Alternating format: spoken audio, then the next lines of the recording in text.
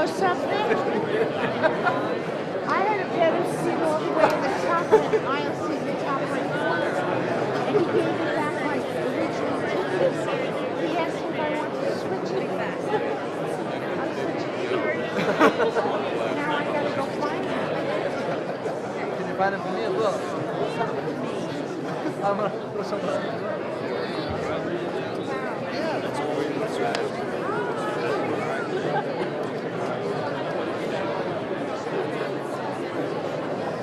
Oh, it's not that bad.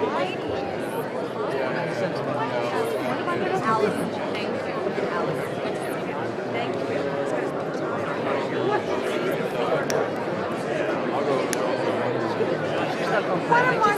What? Oh, you got it on TV.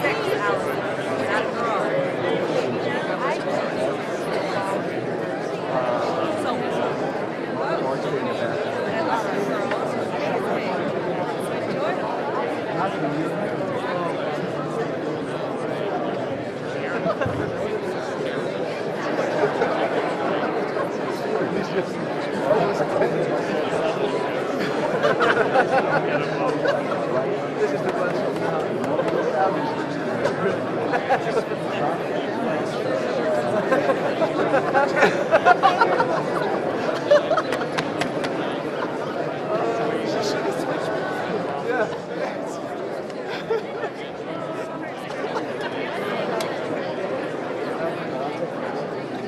I thought about it, but she said it's not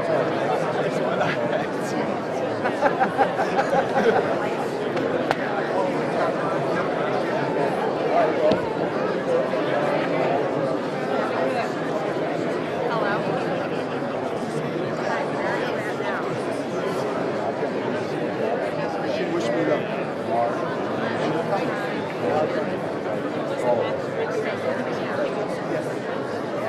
Any decade over the last 2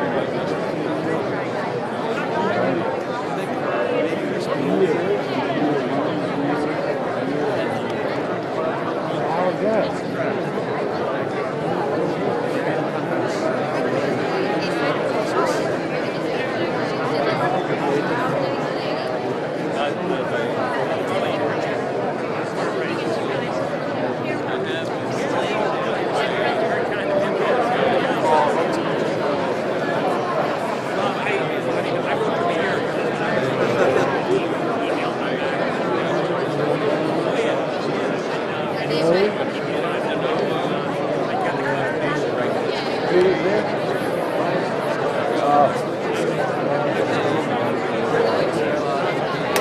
man.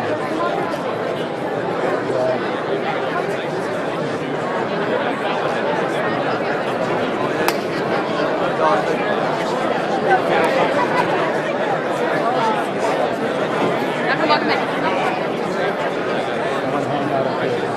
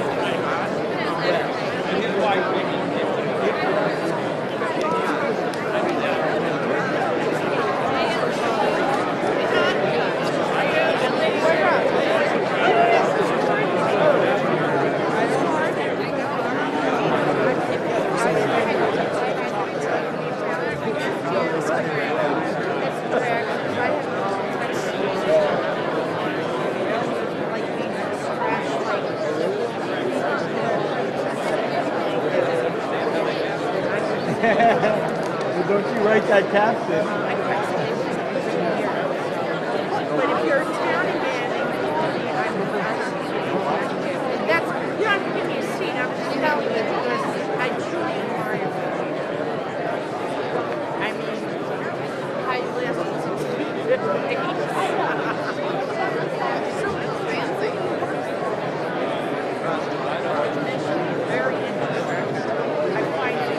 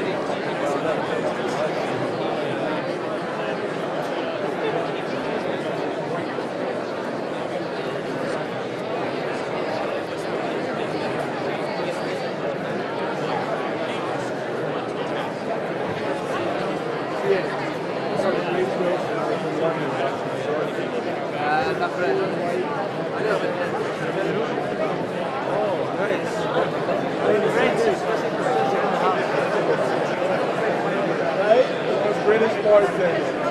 You can't drink that shit. Oh, dude, give me another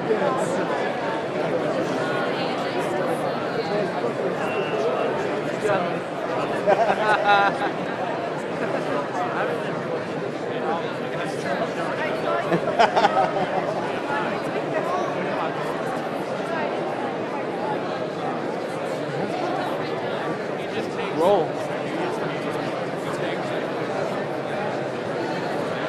Yep.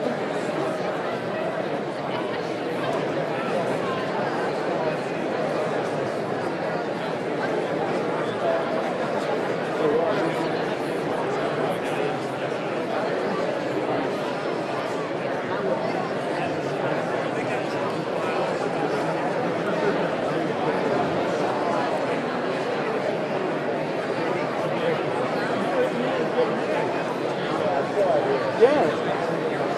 To a girl, yeah. So when it was the night that I went to a Dolphins game,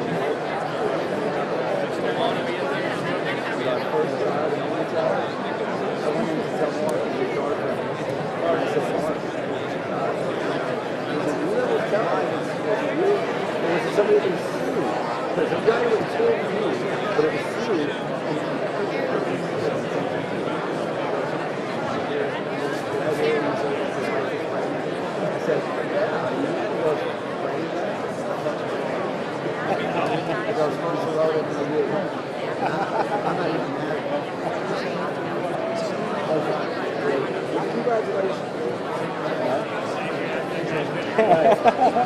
Do you have a mirror?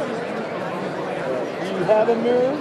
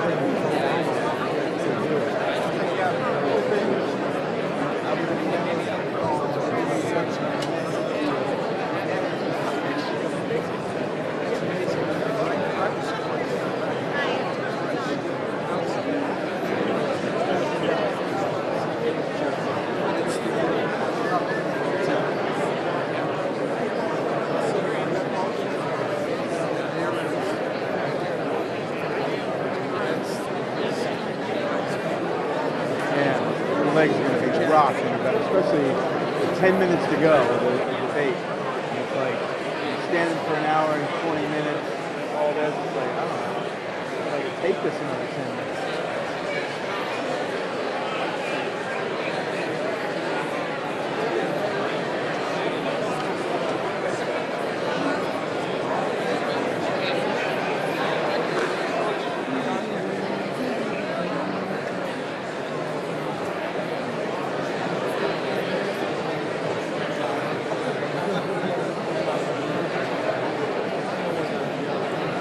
There's 5 over there.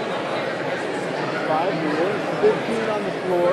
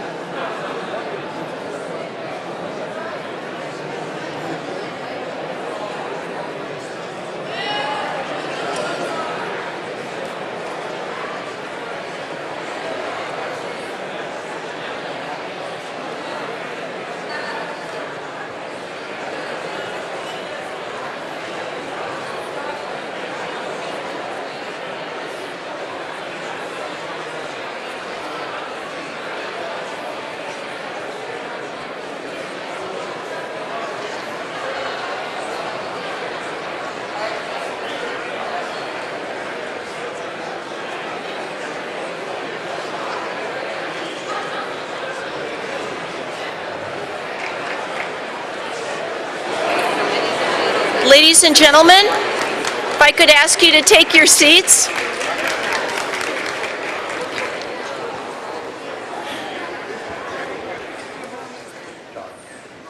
Hey, Charlie, how you doing? Good to see you.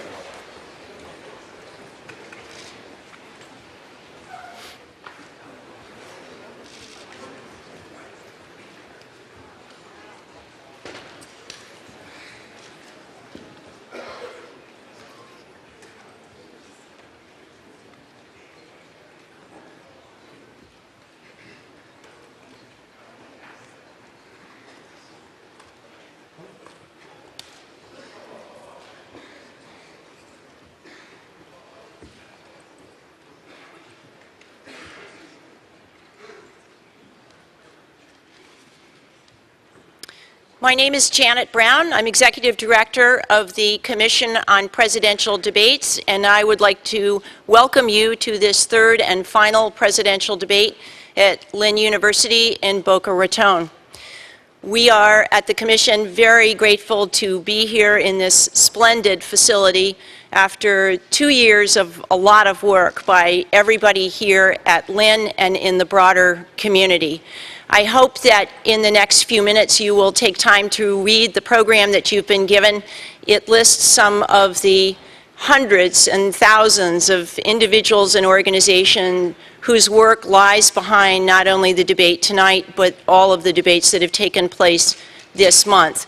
This is a process that involves an enormous amount of attention to detail, as you will see unfold here on the stage, and there are many people to thank for the dedicated commitment to this evening that you will see unfold. There are a number of people who will be thanked by the three gentlemen that I'm about to introduce, and I will start with the co-chairman of the commission, Frank Fahrenkopf and Mike McCurry.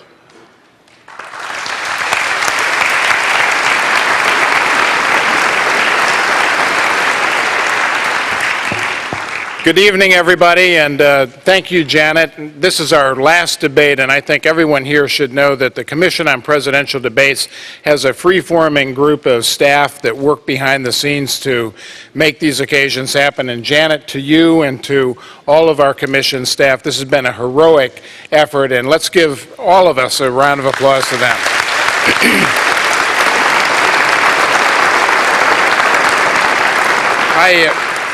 I want to echo what Janet said. Being here at Lynn University and being with the president, who you'll meet in a minute, it just is a reminder of how much even a small institution can rise up to the challenge of putting on an international event like this, and they have been terrific to work with. So the president, the faculty, the trustees, and the students who have been incredibly grateful in welcoming us to their campus, thank you to all of you for the work that you've done.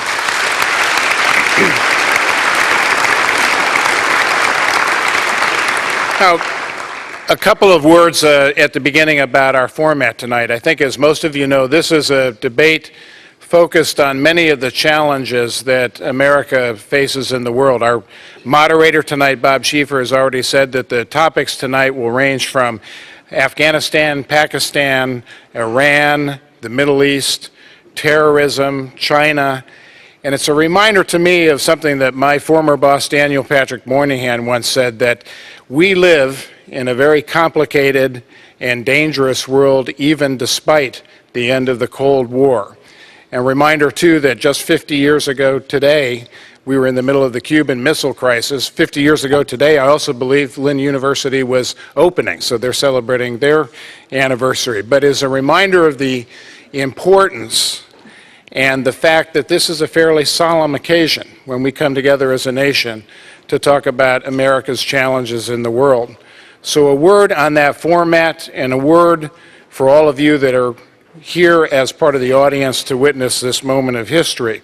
About 2 years ago, we began a conversation within the Commission on Presidential Debates about how best to encourage real engagement between the candidates, substantive dialogue, in an effort to get into the issues that are most on the minds of the American people.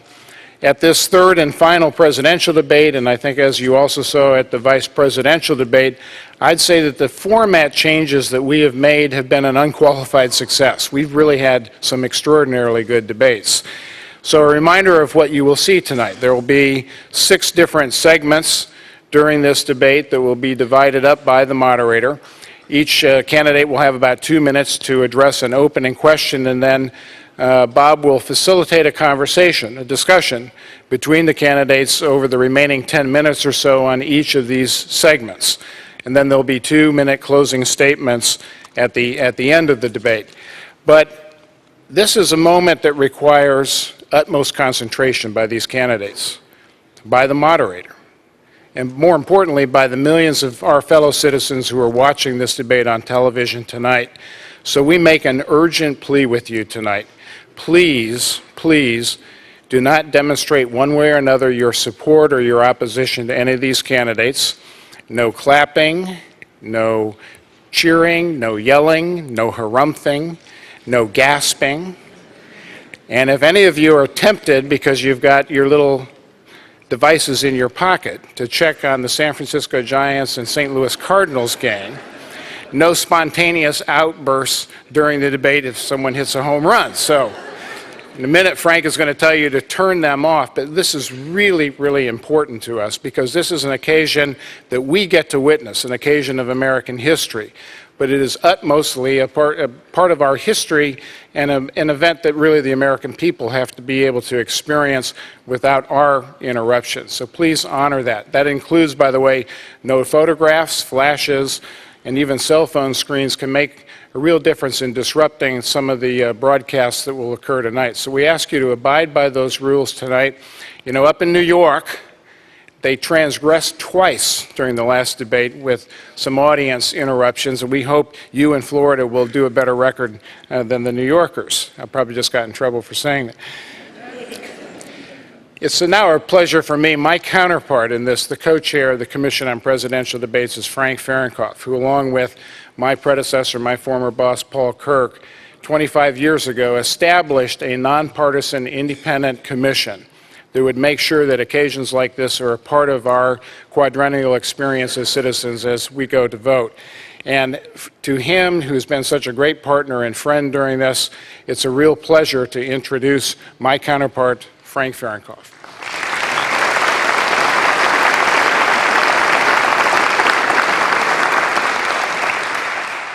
Thank you, Michael, and good evening, everyone. You're going to hear about cheering and clapping and cell phones, not only from me in a minute, but you'll also hear it from Bob Schieffer. He threatens things. The people will pounce upon you. I wouldn't ever think of doing that. Let me start by, again, thanking this wonderful university in the state of Florida for having us. Most people don't realize that the Commission on Presidential Debates is a private, nonprofit organization. We get no money from the federal government. We get no money from the campaigns. We get no money from the candidates. We raise all our money privately. And as Mike said, we've been in existence for 25 years. Now, in your program, it indicates who some of our sponsors are. And they're so important to us that we want to give them a shout out tonight, if you bear with me. Anheuser-Busch has been with us since 1992. Most of you won't see this, but there's 3,500 members of the media who are about 200 yards from here right now in the gymnasium, and they have to be fed, which Anheuser-Busch does, and they do have a beer once in a while. And if Anheuser-Busch has just been a tremendous, tremendous sponsor for us, and we thank them. Southwest Airlines, please, yeah.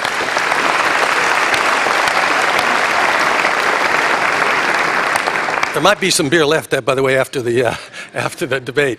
Southwest Airlines has been so very, very important for us. This staff, this crew backstage here has to be flown around the country from one place to another. You know, we started in Denver, then we were in Kentucky, then we were up in Long Island, then we're here. So Southwest Airlines has been a great partner, and won't you thank them for me, please? The Kovler Fund, the Howard G. Buffett Fund. Yes, that Buffett's son, Howard, who is also a member of our board and who we treasure just greatly. Sheldon Cohen, who's been our tax lawyer from the very beginning. You probably don't know this, but 4 years ago was the first time in the 25 years that the commission hasn't been sued. We were, in fact, I'll tell you a little secret, that a temporary restraining order was going to be sought this morning in Washington to prevent this debate from going forward on behalf of someone who wasn't invited to participate. The last minute they had the good judgment to withdraw it. So Sheldon has been with us as a tax attorney and advisor. He's been great. Sheldon, we thank you. The law firm of Kroll and Mooring in Washington has provided staff that's been great for us. And the International Bottled Water Association has also been with us for many, many years. You probably see the cameras that are here.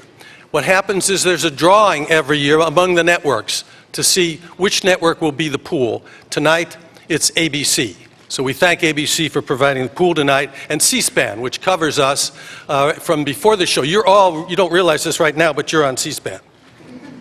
Now, me explain to you what's going to happen. Bob Schieffer is going to come out here and talk to you in a little while. And then this room is going to get extremely quiet till we wait to go on the air. That silence is going to be broken right at 9 o'clock, not by Bob Schieffer, but by the anchors back there on the network going on the air at 9 o'clock. And they will go for 1 minute and 30 seconds introducing their coverage of this debate. And after 1 minute and 30 seconds after 9, Bob will kick it into gear and we'll get going. Now, it's my great pleasure to introduce now the president of this university. Now, a lot of you said, Lynn University. The students here did something really, really incredible. This is the T-shirt that they're all wearing. The front says, "We never heard of you either."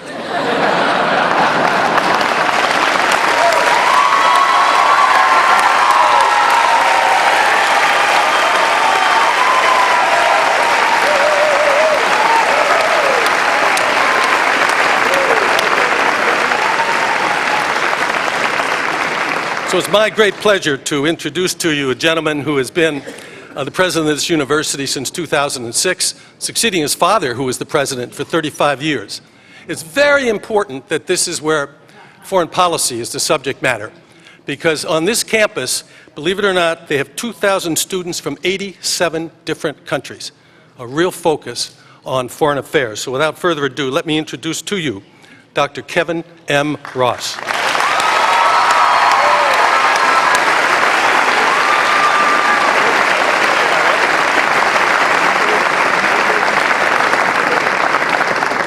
Good evening, ladies and gentlemen. On behalf of our students, faculty, staff, alumni, and trustees, welcome to Lynn University and the Keith C. and Elaine Johnson Wool Performing Arts Center for the final 2012 presidential debate. We consider it a special privilege, not that on our 50th anniversary, to not only welcome you to our campus in this magnificent hall, but also to welcome you to my hometown, Boca Raton, in beautiful Palm Beach County, Florida. And yes, for those of you visiting us for the first time, the correct pronunciation of our fair city is Boca Raton, although we've heard every variation that's possible. Right now, we have friends enjoying the event at numerous public watch parties throughout Palm Beach County. We also have thousands of students, faculty, staff, and university friends watching across campus at the Red, White, and View party, and I look forward to seeing them soon. There are also official alumni parties all around the nation, and faithful international Lynn alums are gathered together to witness this historic moment in the 97 other nations our graduates call home. Since it was first announced that Lynn University would host a presidential debate nearly a year ago, we have repeatedly been asked one question: who are you?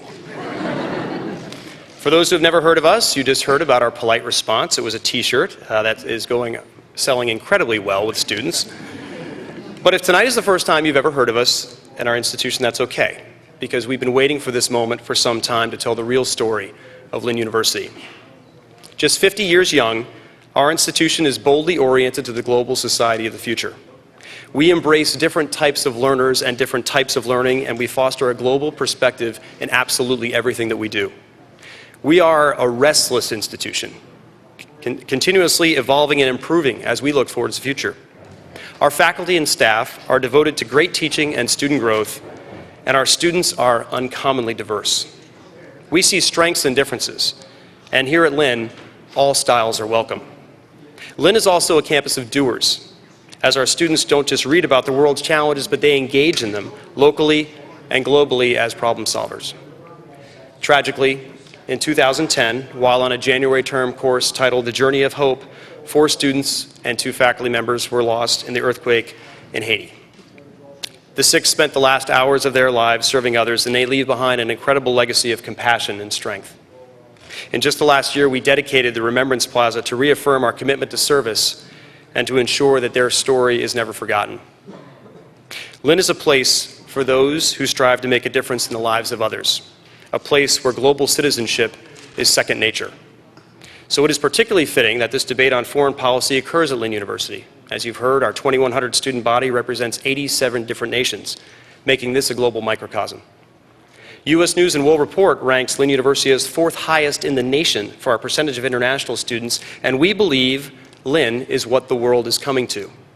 This small yet significant institution has made rapid and amazing progress in its short life, and I must express our deepest gratitude for those whose drive and determination helped make us the institution we are today. First, I'd like to acknowledge our President Emeritus, my father, Dr. Donald Ross, and my mother, Helen Ross, who led our institution on a path of steady progress for a remarkable 35 years. It was my parents who adamantly believed in the potential of every student who stepped foot on our campus. And along with Lynn's faculty and staff, I am incredibly proud to continue to carry on that legacy. Another significant difference maker in our community I would like to thank is Mrs. Elaine Johnson-Wold, whose vision and support led to the construction of this stunning performing arts center, without which tonight's event would not be possible. And finally, we wish to honor our namesake, the chair of our Board of Trustees, Mrs. Christine E. Lynn. Along with her late husband, Eugene, Christine has supported our university throughout her leadership and generosity, not just for years, but for decades. Thank you, Christine, for continuously believing in the work that we're doing on behalf of our students here at Lynn. Now, upon our selection as a host site, we understood immediately that we had been entrusted with something very, very special. And while we will forever be grateful to Janet Brown, Frank Fahrenkopf Jr., and Michael McCurry, and the entire staff of the Commission on Debates for the trust that they have placed in us, I would also like to express my sincere gratitude to all of our on-campus organizers and volunteers, the arms and legs of this effort, as well as our incredibly supportive community partners and stakeholders in Boca Raton and throughout Palm Beach County, Florida. This has truly been a community united through this effort. None of this would be possible without the generous support of our many sponsors, which you'll find listed in your programs or on our debate website. Here at Lynn, we feel that learning is best when there is an exchange between students and faculty from diverse perspectives and backgrounds.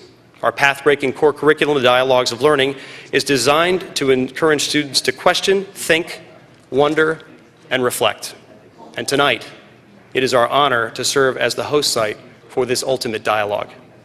Thank you so much to our moderator, Mr. Bob Schieffer, and finally to the candidates, President Obama and Governor Romney. We are thrilled by your presence here tonight, and we offer you our sincere and best wishes for a spirited and enlightening dialogue on the future direction of our nation. Thank you.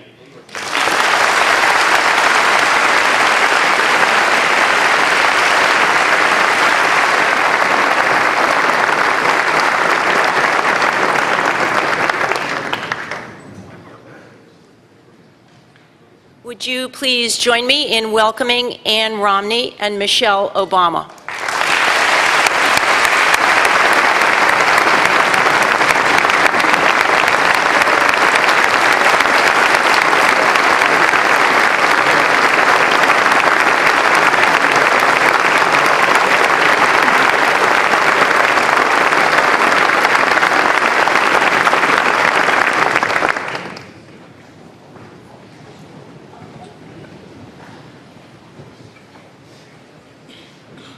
I'd now like to introduce a good friend and a great moderator, Bob Schieffer of CBS News.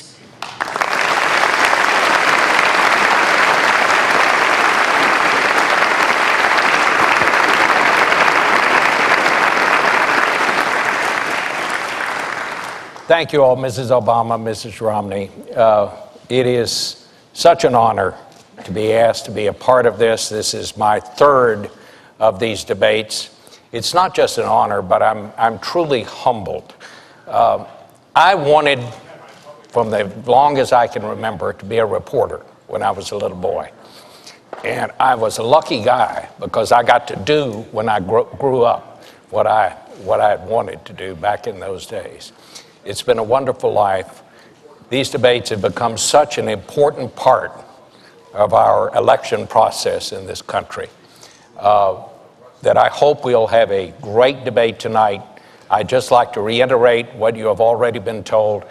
We have to be quiet as mice throughout this because we want a debate that is worthy of the presidency of the greatest country in the world. Thank you all for coming. We're going to have a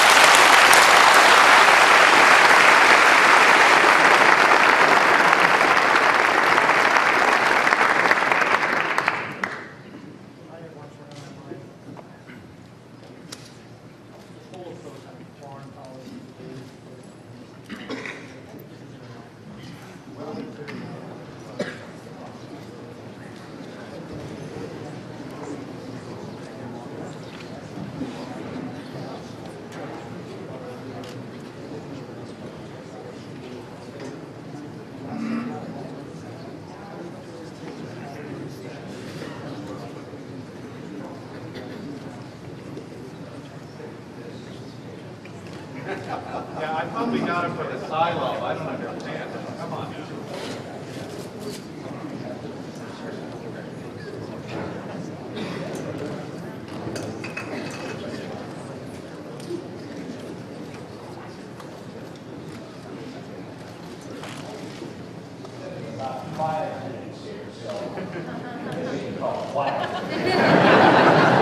I have to just sit here, so.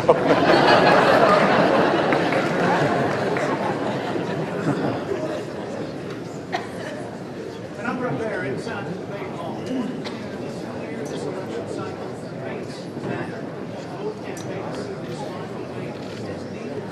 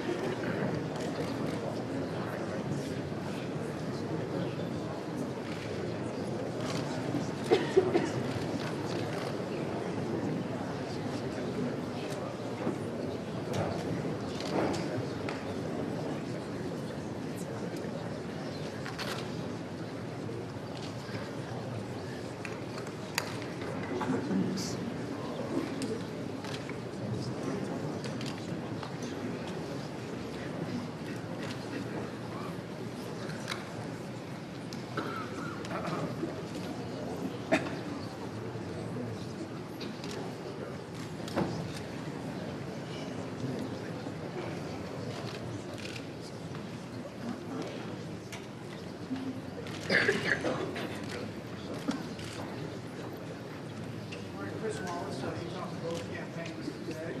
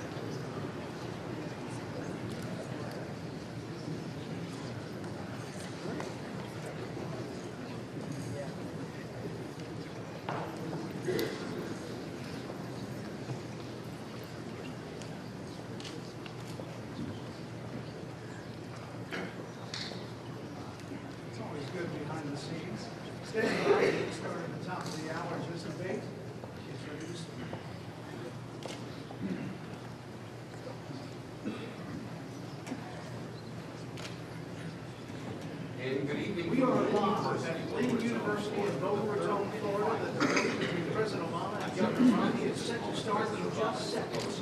I'm Brett Barr, live inside the debate hall. It's their final face-off for Americans headed to the polls just weeks from tomorrow. Tonight's debate is set to focus solely on foreign policy, a topic that's dominated the debate in recent weeks. A couple of months ago, the panelists said President Obama was in favor. That was before the attack on his consulate in Benghazi. It's interesting that Foreign policy that President Obama has today, both campaigns were arrested. They both put out one. The Obama campaign put out one with Secretary of State Madeleine Albright saying Governor Romney was done up to the task, was included for that tower. Romney's campaign went out with a video of the president talking with Russian Prime Minister Medvedev, which he said had more flexibility after the election. It was all a setup for foreign policy, and yet the leader of our foreign policy. we learned Governor Romney points to CBS tonight shows for the first time the moderator of CBS News to raise the nation to their welcome. He has warned the audience tonight to be quiet and listen.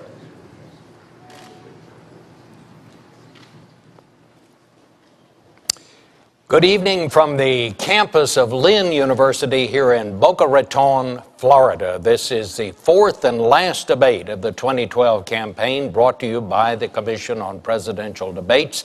This one's on foreign policy. I'm Bob Schieffer of CBS News. The questions are mine, and I have not shared them with the candidates or their aides. The audience has taken a vow of silence, no applause, no reaction of any kind, except right now, when we welcome President Barack Obama and Governor Mitt Romney. Mr.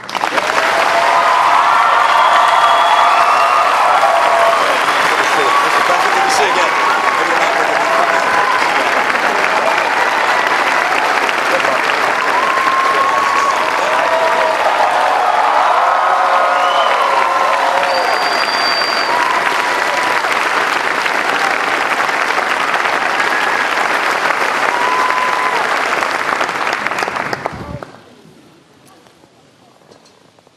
Gentlemen, your campaigns have agreed to certain rules, and they are simple. They've asked me to divide the evening into segments. I'll pose a question at the beginning of each segment. You will each have 2 minutes to respond, and then we will have a general discussion until we move to the next segment. Tonight's debate, as both of you know, comes on the 50th anniversary of the night that President Kennedy told the world that the Soviet Union had installed nuclear missiles in Cuba, perhaps the closest we've ever come to nuclear war. And it is a sobering reminder that every president faces at some point an unexpected threat to our national security from abroad. So let's begin. The first segment is the challenge of a changing Middle East and the new face of terrorism. I'm going to put this into 2 segments, so you'll have 2 topic questions within this one segment on that subject. The first question, and it concerns Libya. The controversy over what happened there continues. 4 Americans are dead, including an American ambassador. Questions remain. What happened? What caused it? Was it spontaneous? Was it an intelligence failure? Was it a policy failure? Was there an attempt to mislead people about what really happened? Governor Romney, you said this was an example of an American policy in the Middle East that is unraveling before our very eyes. I'd like to hear each of you give your thoughts on that. Governor Romney, you won the toss. You go first. Thank you, Bob, and thank you for agreeing to moderate this debate this evening. Thank you to Lynn University for welcoming us here. And Mr. President, it's good to be with you again. We were together at a humorous event a little earlier, and it's nice to maybe be funny this time, not on purpose. We'll see what happens. This is obviously an area of great concern to the entire world, and to America in particular, which is to see a complete change in the structure and the environment in the Middle East. With the Arab Spring came a great deal of hope that there would be a change towards more moderation, an opportunity for greater participation on the part of women in public life. and in economic life in the Middle East, but instead we've seen in nation after nation a number of disturbing events. Of course, we see in Syria 30,000 civilians having been killed by the military there. We see in Libya an attack apparently by, well, I think we know now, by terrorists of some kind against our people there. 4 people dead. Our hearts and minds go to them. Mali has been taken over, the northern part of Mali, by al-Qaeda type individuals.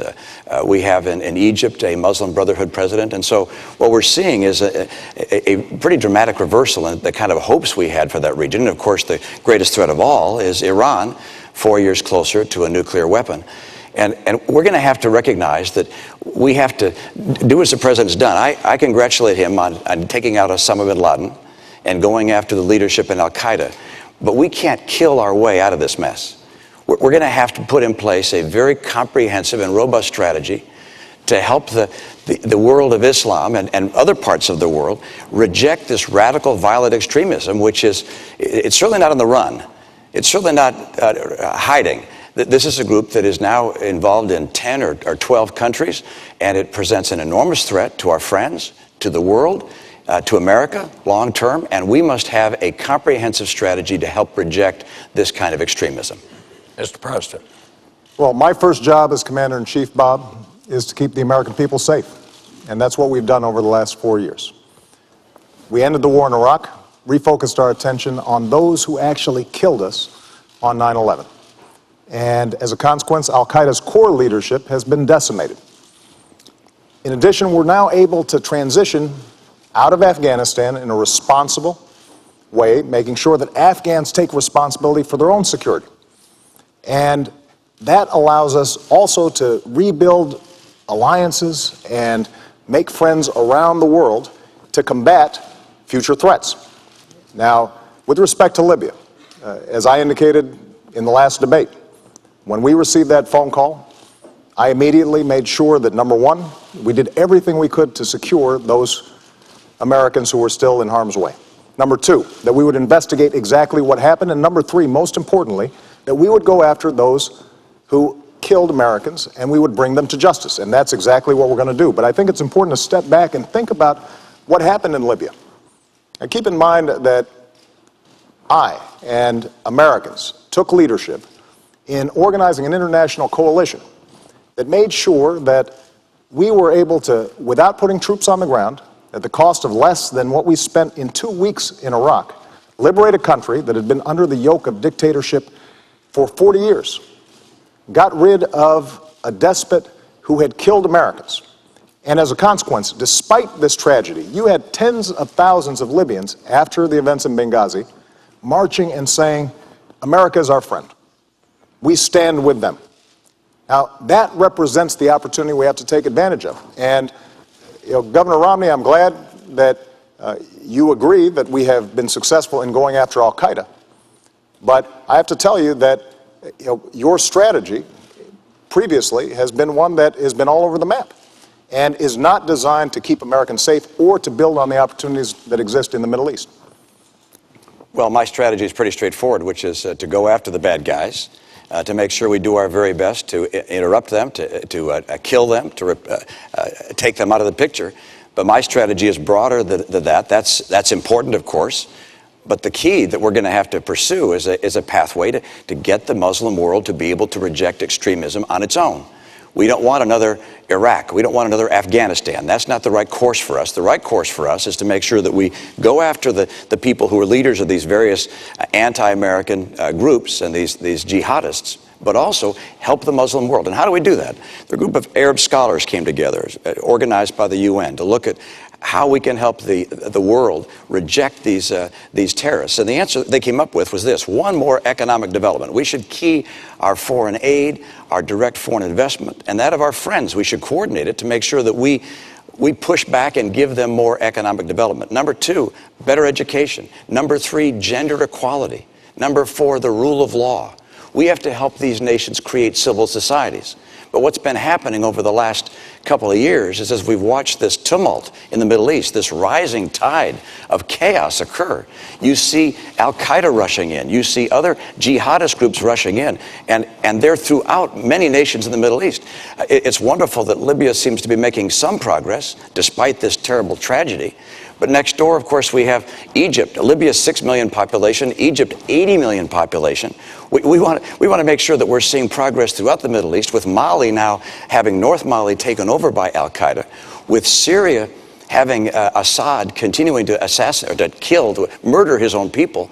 This is a region in tumult, and of course Iran on the path to a nuclear weapon. We've got real problems in the region. But let's give the president a chance. Governor Romney, I'm glad that you recognize that Al-Qaeda is a threat, because a few months ago, when you were asked what's the biggest geopolitical threat facing America, you said Russia.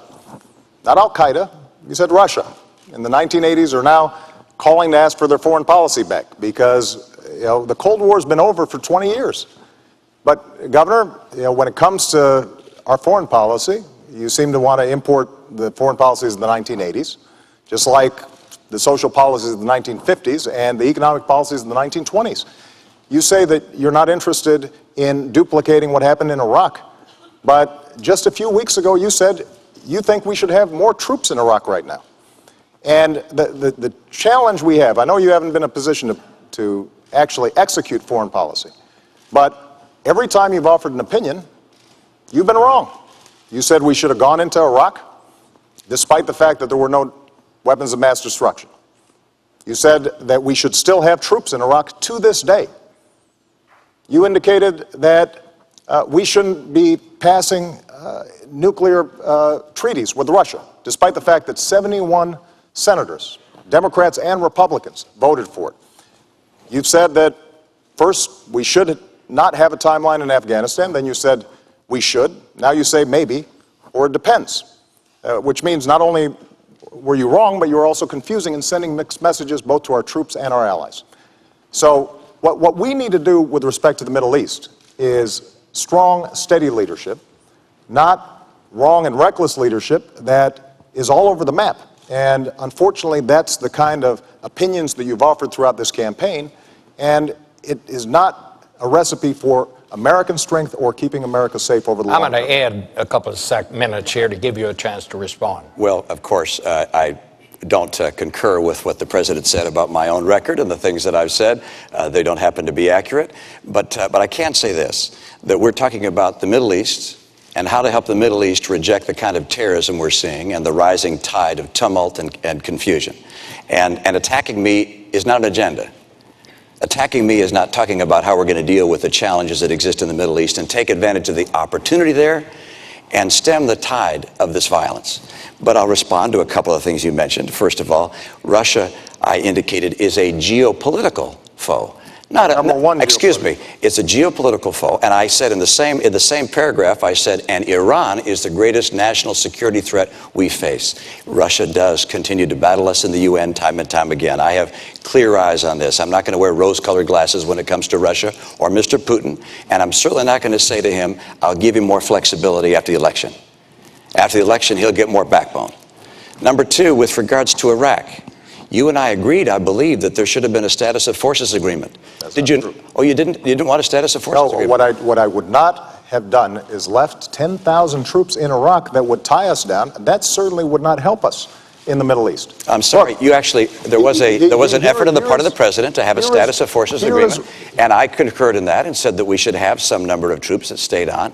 That was something I concurred with. That was your posture. That was my posture as well. You thought it should have been 5,000 troops. I thought it should have been more troops. But you know what? The answer was we got no troops through whatsoever. This is just a few weeks ago that you indicated that we should still have troops in Iraq. No, I didn't. I'm sorry. That's I indicated that you failed to put in place a status of forces agreement at the end of the conflict that existed. Governor, here's one thing I've learned as Commander-in-Chief.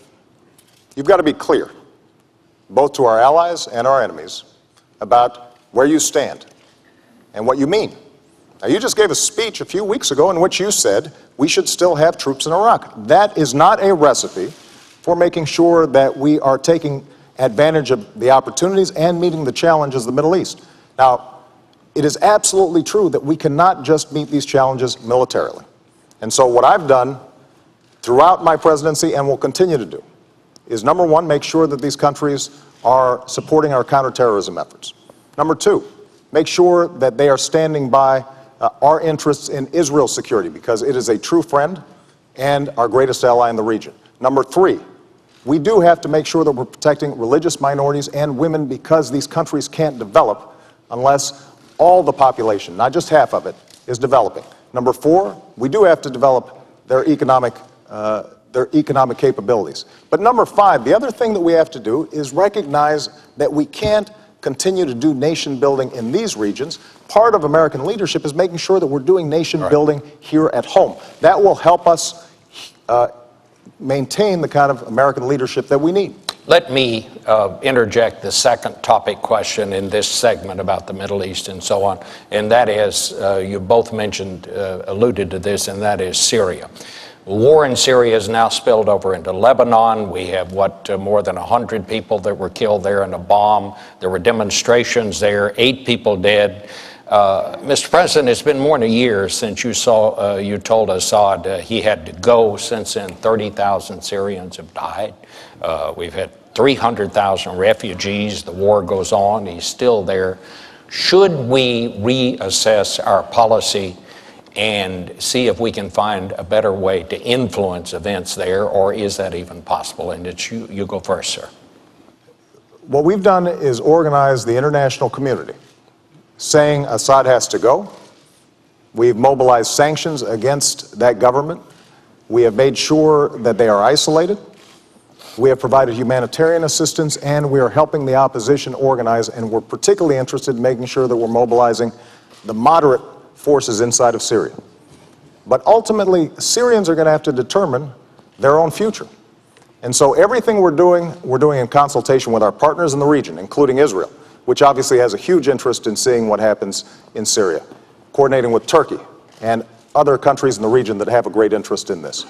Now, what we're seeing taking place in Syria is heartbreaking. And that's why we are going to do everything we can to make sure that we are helping the opposition. But we also have to recognize that, for us to get more entangled militarily in Syria is a serious step. And we have to do so making absolutely certain that we know who we are helping, that we're not putting arms in the hands of folks who eventually could turn them against us or our allies in the region. And I am confident that Assad's days are numbered. But what we can't do is to simply suggest that, as Governor Romney at times has suggested, that giving heavy weapons, for example, to the Syrian opposition is a simple proposition that would lead us to be safer over the long term. Governor? Well, let's step back and talk about what's happening in Syria and how important it is. First of all, 30,000 people being killed by their government is a humanitarian disaster. Secondly, Syria is an opportunity for us because Syria plays an important role in the Middle East, particularly right now. Syria is Iran's only ally in the Arab world. It's their route to the sea. It's the route for them to arm Hezbollah in Lebanon, which threatens, of course, our ally Israel. And so seeing Syria remove Assad is a very high priority for us. Number two, seeing the replacement government being responsible people is critical for us. And finally, we don't want to have military involvement there. We don't want to get drawn into a military conflict. And so the right course for us is working through our partners and with our own resources to identify responsible parties within Syria, organize them, bring them together in a form of if not government, a form of council that can take the lead in Syria, and then make sure they have the arms necessary to defend themselves. We do need to make sure that they don't have arms that get into the wrong hands, that those arms could be used to hurt us down the road. We need to make sure as well that we coordinate this effort with our allies, and particularly with Israel. But the Saudis and the Qatari and the Turks are all very concerned about this. They're willing to work with us. We need to have a very effective leadership effort in Syria, making sure that the insurgents there are armed, and that the insurgents that become armed are people who will be the responsible parties. Recognize, I believe that Assad must go. I believe he will go. But I believe we want to make sure that we have the relationships of friendship with the people that take his place, such that in the years to come, we see Syria as a friend and Syria as a responsible party in the Middle East. This is a critical opportunity for America. And what I'm afraid of is that we've watched over the past year or so, first the president saying, well, we'll let the UN deal with it. And Kofi Annan came in and said, we're going to try to have a ceasefire. That didn't work. Then it looked to the Russians and said, let's see if you can do something. We should be playing the leadership role there, not on the ground with military. All right. But play the leadership role. We are playing the leadership role. We organized the Friends of Syria. We are mobilizing humanitarian support and support for the opposition. And we are making sure that those we help are those who will be friends of ours in the long term and friends of our allies in the region over the long term. But going back to Libya, because this is an example of how we make choices. When we went into Libya and we were able to immediately stop the massacre there because of the unique circumstances and the coalition that we had helped to organize, we also had to make sure that Muammar Gaddafi didn't stay there. And to the governor's credit, you supported us going into Libya and the coalition that we organized. But when it came time to making sure that Gaddafi did not stay in power, that he was captured, Governor, your suggestion was that this was mission creep, that this was mission muddle. Imagine if we had pulled out at that point. Muammar Gaddafi had more American blood on his hands than any individual other than Osama bin Laden. And so we were going to make sure that we finished the job. That's part of the reason why the Libyans stand with us. But we did so in a careful, thoughtful way, making certain that we knew who we were dealing with, that those forces of moderation on the ground were ones that we could work with. And we have to take the same kind of steady, thoughtful leadership when it comes to Syria. That's exactly what we're doing. Governor, can I just ask you, would you go beyond what the administration would do? Like, for example, would you put in no-fly zones over Syria? I don't want to have our military involved in Syria. I don't think there's a necessity to put our military in Syria at this stage, and I don't anticipate that in the future. As I indicated, our objectives are to replace Assad and to have in place a new government which is friendly to us, a responsible government if possible. And I want to make sure they get armed and they have the arms necessary to defend themselves, but also to remove Assad. But I do not want to see a military involvement on the part of our troops.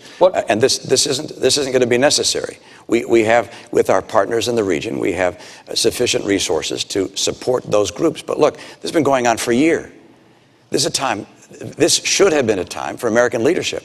We should have taken a leading role, not militarily, but a leading role organizationally, governmentally, to bring together the parties there, to find responsible parties. As you hear from intelligence sources even today, the insurgents are highly disparate. They haven't come together. They haven't formed a unity group, a council of some kind. That needs to happen. America can help that happen. And we need to make sure they have the arms they need to carry out the very important role, which is getting rid of Assad. Could we get a quick response, Mr. President? Because I want to ask about Egypt. I'll be very quick. What you just heard Governor Romney said is he doesn't have different ideas.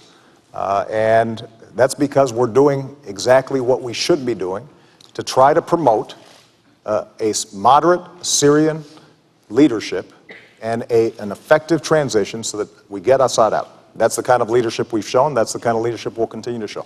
May I ask you, during the Egyptian turmoil, there came a point when you said it was time for President Mubarak to go. Right. Some in your administration thought perhaps we should have waited a while on that.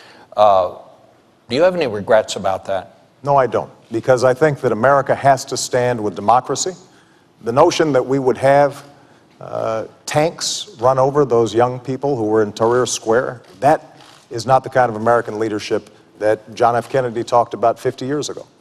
But what I've also said is that now that you have a democratically elected government in Egypt, that they have to make sure that they take responsibility for protecting religious minorities. And we have put significant pressure on them to make sure they're doing that. To recognize the rights of women, which is critical throughout the region. These countries can't develop if young women are not given the kind of education that they need. They have to abide by their treaty with Israel. That is a red line for us, because not only is Israel's security at stake, but our security is at stake if that unravels. They have to make sure that they're cooperating with us when it comes to counterterrorism, and we will help them with respect to developing their own economy, because ultimately, what's going to make the Egyptian revolution successful for the people of Egypt, but also for the world, is if those young people who gathered there are seeing opportunities. Their aspirations are similar to young people's here. They want jobs. They want to be able to make sure their kids are going to a good school. They want to make sure that they have a roof over their heads and that they have the prospects of a better life in the future. And so one of the things that we've been doing is, for example, organizing entrepreneurship conferences with these Egyptians to give them a sense of how they can start rebuilding their economy in a way that's non-corrupt, that's transparent. But what is also important for us to understand is that for America to be successful in this region, there's some things that we're going to have to do here at home as well. One of the challenges over the last decade is we've done experiments in nation building in places like Iraq and Afghanistan, and we've neglected, for example, developing our own economy, our own energy sectors, our own education system. And it's very hard for us to project leadership around the world when we're not doing what we need to do. Governor Romney, I want to hear your response to that, but I would just ask you, would you have stuck with Mubarak? No, I believe, as the president indicated and said at the time, that I supported his action there. I felt that I wish we'd have had a better vision of the future. I wish that looking back at the beginning of the president's term and even further back than that we'd have recognized that there was a growing energy and passion for freedom in that part of the world, and that we would have worked more aggressively with our friend and with other friends in the region to have them make the transition towards a more representative form of government, such that it didn't explode in the way it did. But once it exploded, I felt the same as the president did, which is these freedom voices in the streets of Egypt were the people who were speaking of our principles, and the President Mubarak had done things which were unimaginable, and the idea of him crushing his people was not something that we could possibly support. Let me step back and talk about what I think our mission has to be in the Middle East and even more broadly, because our purpose is to make sure the world is peaceful. We want a peaceful planet. We want people to be able to enjoy their lives and know they're going to have a bright and prosperous future and not be at war. That's our purpose. And the mantle of leadership for promoting the principles of peace has fallen to America. We didn't ask for it, but it's an honor that we have it. But for us to be able to promote those principles of peace requires us to be strong. And that begins with a strong economy here at home, and unfortunately, the economy is not stronger. When the president of Iran, Ahmadinejad, says that our debt makes us not a great country, that's a frightening thing. The former chief of the Joint Chiefs of Staff said that, Admiral Mullen, said that our debt is the biggest national security threat we face. We have weakened our economy. We need a strong economy. We need to have as well a strong military. Our military is second to none in the world. We're blessed with terrific soldiers and extraordinary technology and intelligence. But the idea of $1 trillion in cuts through sequestration and budget cuts to the military would change that. We need to have strong allies. Our association and connection with our allies is essential to America's strength. We're the great nation that has allies, 42 allies and friends around the world. And finally, we have to stand by our principles. And if we're strong in each of those things, American influence will grow. But unfortunately, in nowhere in the world is America's influence greater today than it was 4 years ago. All right. And that's because we become weaker on each of those four dimensions. Perfect. You're going to get a chance to respond to that, because that's a perfect segue into our next segment, and that is, what is America's role in the world? And that is the question. What do each of you see as our role in the world? And I believe, Governor Romney, it's your turn to go first. Well, I absolutely believe that America has a responsibility and the privilege of helping defend freedom and promote the principles that make the world more peaceful. And those principles include human rights, human dignity, free enterprise, freedom of expression, elections, because when there are elections, people tend to vote for peace. They don't vote for war. So we want to promote those principles around the world. We recognize that there are places of conflict in the world. We want to end those conflicts to the extent humanly possible. But in order to be able to fulfill our role in the world, America must be strong. America must lead.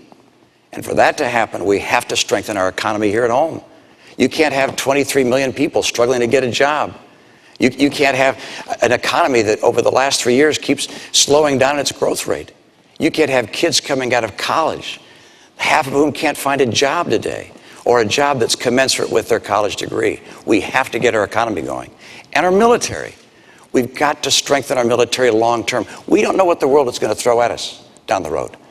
We make decisions today in a military that will confront challenges we can't imagine. In the 2000 debates, there was no mention of terrorism, for instance. And a year later, 9/11 happened. So we have to make decisions based upon uncertainty. And that means a strong military. I will not cut our military budget. We have to also stand by our allies. I think the tension that existed between Israel and the United States was very unfortunate. I think also that pulling our missile defense program out of Poland in the way we did was also unfortunate in terms of, if you will, disrupting the relationship in some ways that existed between us. And then, of course, with regards to standing for our principles, when the students took to the streets in Tehran and the people there protested, the Green Revolution occurred. For the president to be silent, I thought, was an enormous mistake. We have to stand for our principles, stand for our allies, stand for a strong military, and stand for a stronger economy. Mr. President. America remains the one indispensable nation. And the world needs a strong America, and it is stronger now than when I came into office. Because we ended the war in Iraq, we were able to refocus our attention on not only the terrorist threat, but also beginning a transition process in Afghanistan. It also allowed us to refocus on alliances and relationships that had been neglected for a decade. And Governor Romney, our alliances have never been stronger. In Asia, in Europe, in Africa, with Israel, where we have unprecedented military and intelligence cooperation, including dealing with the Iranian threat. But what we also have been able to do is position ourselves so we can start rebuilding America. And that's what my plan does. Making sure that we're bringing manufacturing back to our shores so that we're creating jobs here, as we've done with the auto industry, not rewarding companies that are shipping jobs overseas. Making sure that we've got the best education system in the world, including retraining our workers for the jobs of tomorrow. Doing everything we can to control our own energy. We've cut our oil imports to the lowest level in 2 decades because we've developed oil and natural gas, but we also have to develop clean energy technologies that will allow us to cut our exports in half by 2020. That's the kind of leadership that we need to show. And we've got to make sure that we reduce our deficit. Unfortunately, Governor Romney's plan doesn't do it. We've got to do it in a responsible way by cutting out spending we don't need, but also by asking the wealthiest to pay a little bit more. That way we can invest in the research and technology that's always kept us at the cutting edge. Now, Governor Romney has taken a different approach throughout this campaign. Both at home and abroad, he has proposed wrong and reckless policies. He's praised George Bush as a good economic steward and Dick Cheney as somebody who shows great wisdom and judgment. And taking us back to those kinds of strategies that got us into this mess are not the way that we are going to maintain leadership in the 21st century. Governor Romney, wrong and reckless policies? I've got a policy for the future and an agenda for the future. And when it comes to our economy here at home, I know what it takes to create 12 million new jobs and rising take-home pay. And what we've seen over the last 4 years is something I don't want to see over the next 4 years. The president said by now we'd be at 5.4% unemployment. We're 9 million jobs short of that. I will get America working again and see rising take-home pay again, and I'll do it with 5 simple steps. Number 1, we are going to have North American energy independence. We're going to do it by taking full advantage of oil, coal, gas, nuclear, and our renewables. Number 2, we're going to increase our trade. Trade grows about 12% per year. It doubles about every 5 or so years. We can do better than that, particularly in Latin America.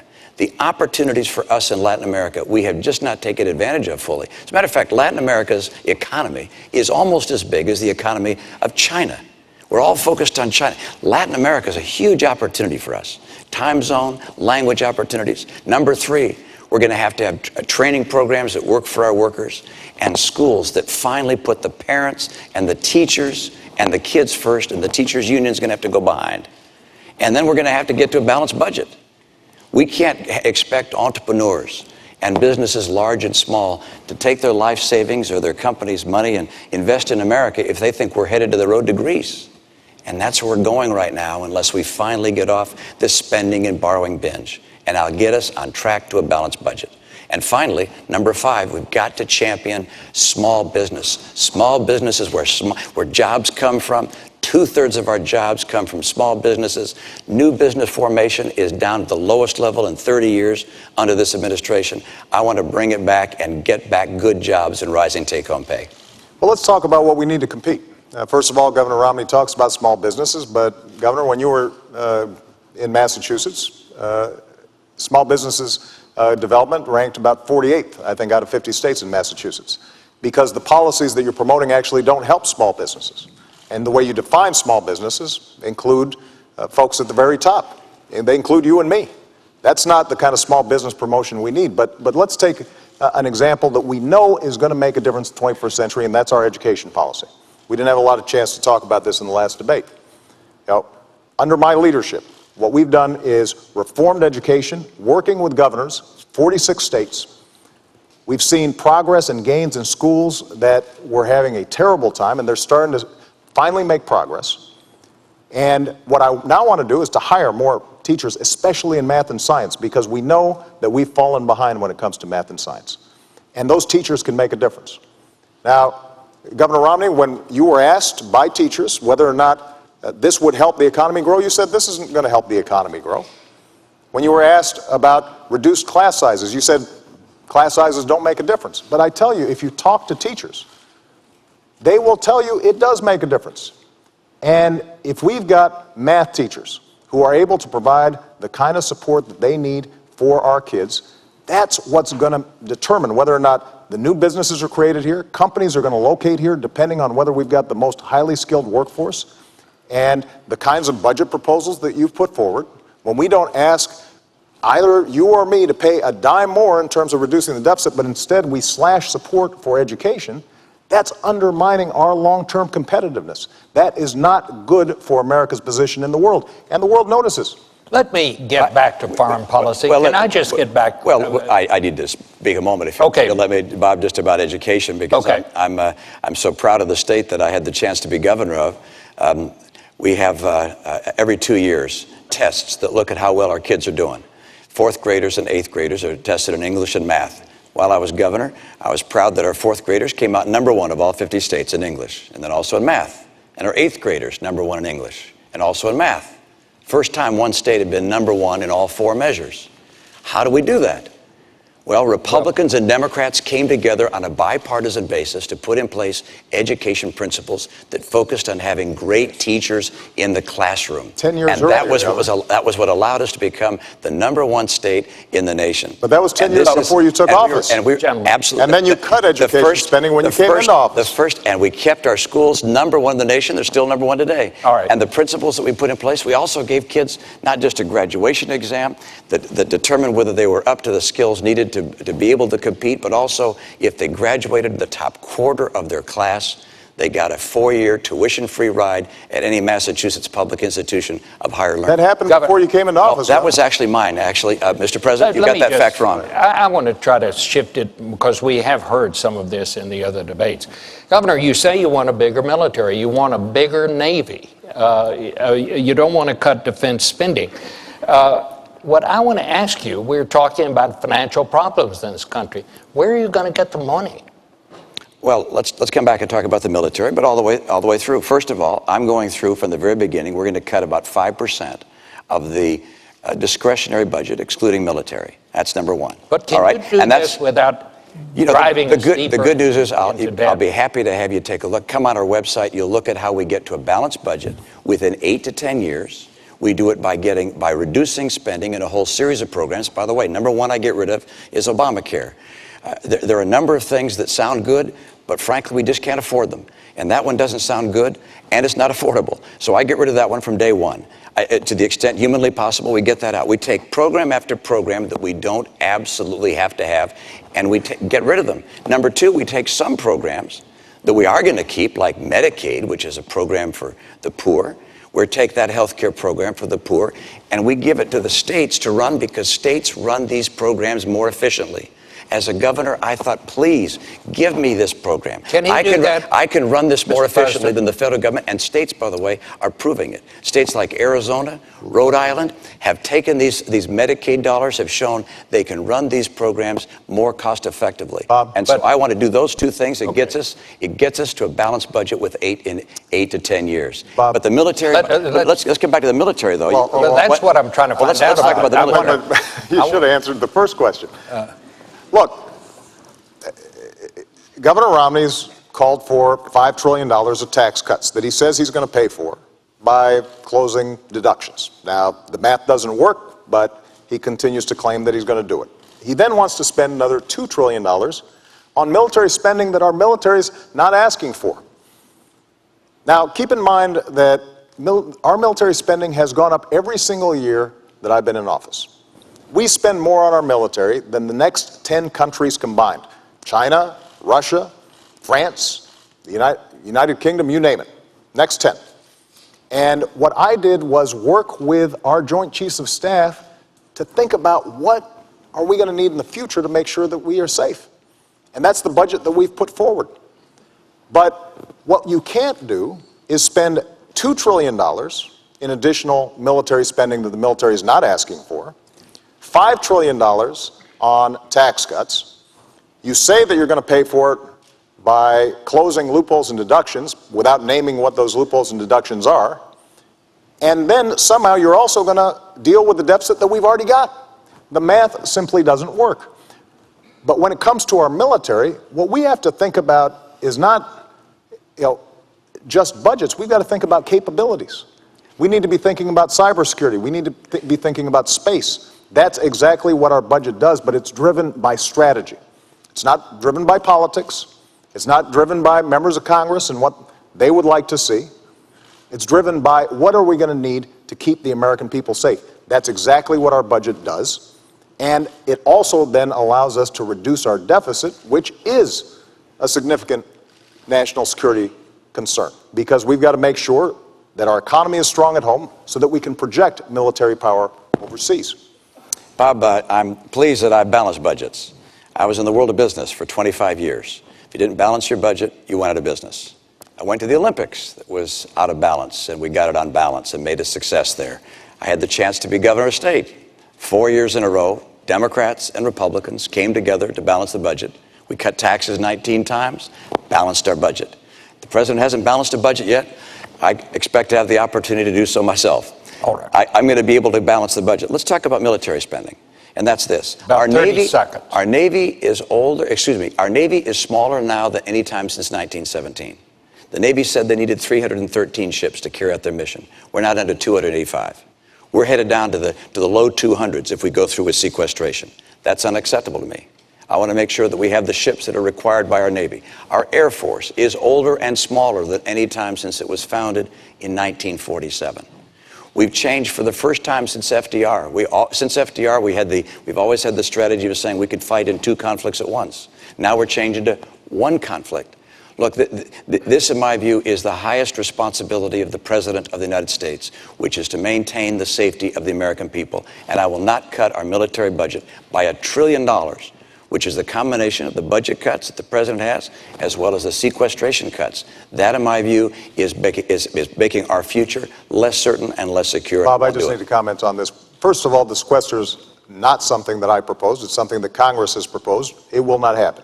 The budget that we're talking about is not reducing our military spending. It's maintaining it. But I think Governor Romney maybe hasn't spent enough time looking at how our military works. You mentioned the Navy, for example, and that we have fewer ships than we did in 1916. Well, Governor, we also have fewer horses and bayonets because the nature of our military has changed. We have these things called aircraft carriers where planes land on them. We have these ships that go underwater, nuclear submarines. And so the question is not a game of battleship where we're counting ships. It's what are our capabilities? And so when I sit down with the Secretary of the Navy and the Joint Chiefs of Staff, we determine how are we going to be best able to meet all of our defense needs in a way that also keeps faith with our troops, that also makes sure that our veterans have the kind of support that they need when they come home, And that is not reflected in the kind of budget that you're putting forward because it just doesn't work. All right. And we visited the website quite a bit, and it still doesn't work. A lot to cover. I'd like to move to the next segment, red lines, Israel and Iran. Would either of you, and you'll have 2 minutes, and President Obama, you have the first go at this one.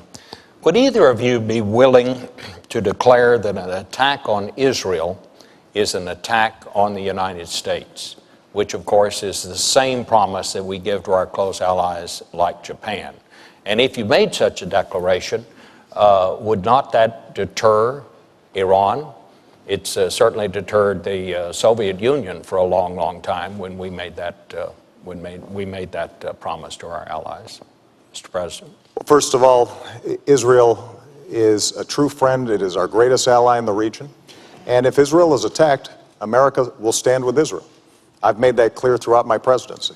So you're saying we've already made that declaration?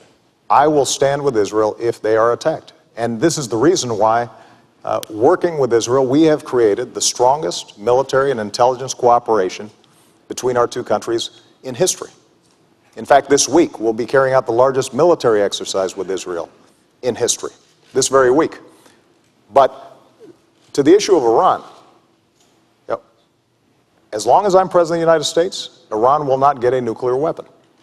I made that clear when I came into office. We then organized the strongest coalition and the strongest sanctions against Iran in history, and it is crippling their economy.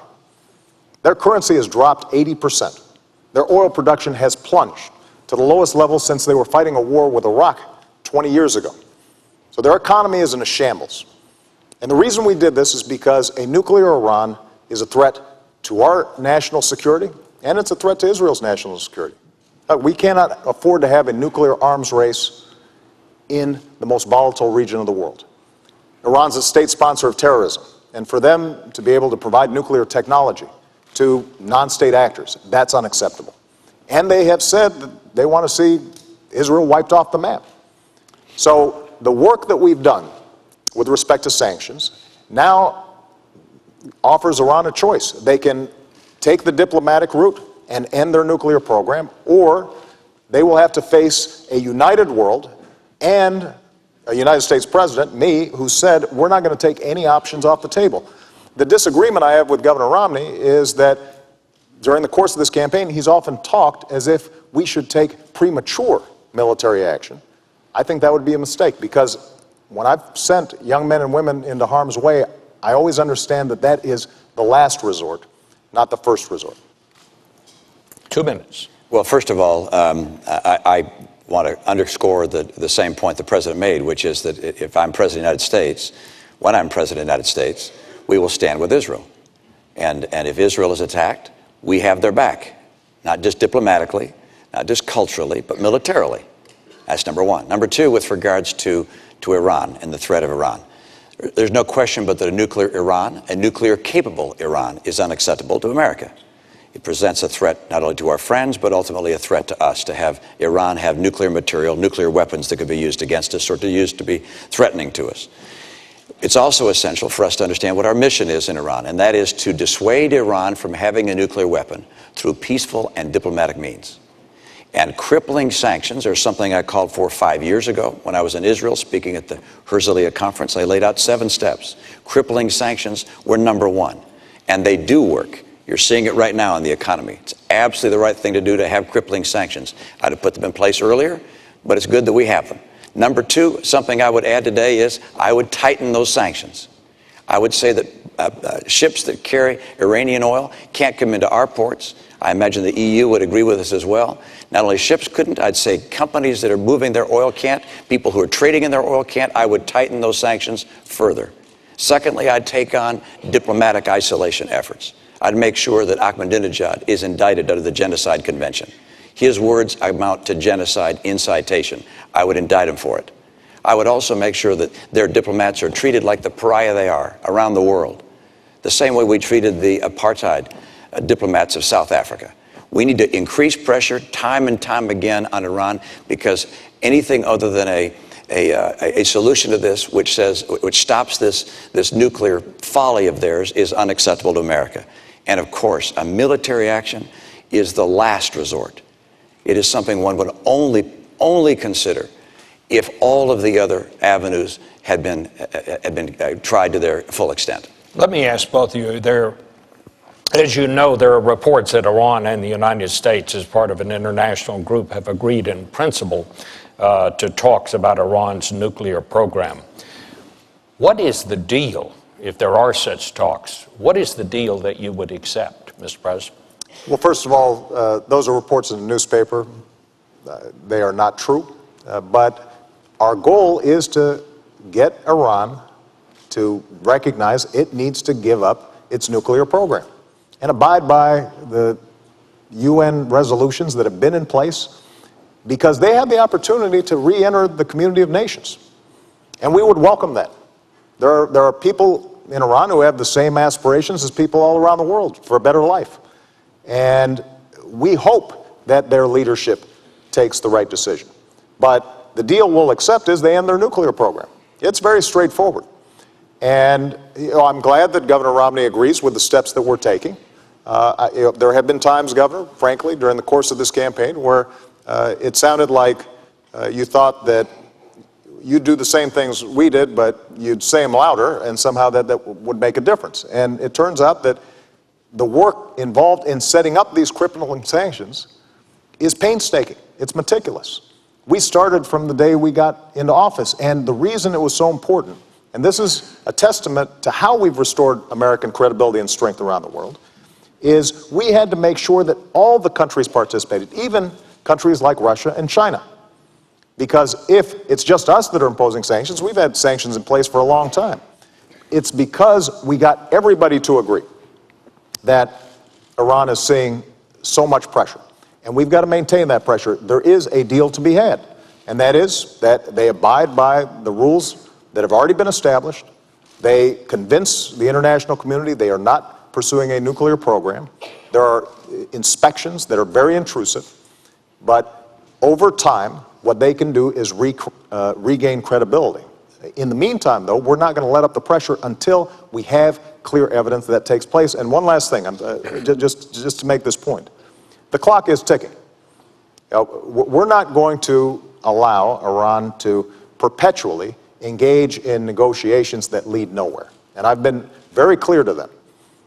Because of the intelligence coordination that we do with a range of countries, including Israel, we have a sense of when they would get breakout capacity, which means that we would not be able to intervene in time to stop their nuclear program. And that clock is ticking. And we're going to make sure that if they do not meet the demands of the international community, then we are going to take all options necessary to make sure they don't have a nuclear weapon. Governor. I think from the very beginning, one of the challenges we've had with Iran is that they have looked at this administration and felt that the administration was not as strong as it needed to be. I think they saw weakness where they had expected to find American strength. And I say that because from the very beginning, the president in his campaign some 4 years ago said he'd meet with all the world's worst actors in his first year.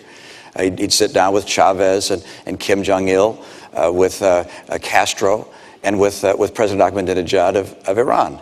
And I think they looked and thought, well, that's an unusual honor to receive from the President of the United States. And then the President began what I've called an apology tour of going to various nations in the Middle East and criticizing America. I think they looked at that and saw weakness. Then when there were dissidents in the streets of Tehran, a green revolution, holding signs saying, "Is America with us?" the President was silent. I think they noticed that as well. And I think that when the President said he was going to create daylight between ourselves and Israel, that they noticed that as well. All of these things suggested, I think, to the Iranian mullahs that, hey, we can keep on pushing along here. We can keep talks going on, but we're just going to keep on spinning centrifuges. Now there are some 10,000 centrifuges spinning uranium, preparing to create a nuclear threat to the United States and to the world. That's unacceptable for us, and it's essential for a president to show strength from the very beginning, to make it very clear what is acceptable and not acceptable. And an Iranian nuclear program is not acceptable to us. They must not develop nuclear capability. And the way to make sure they understand that is by having from the very beginning the tightest sanctions possible. They need to be tightened. Our diplomatic isolation needs to be tougher. We need to indict Ahmadinejad. We need to put the pressure on them as hard as we possibly can. Because if we do that, we won't have to take the military action. Bob, let me just respond. Nothing Governor Romney just said is true.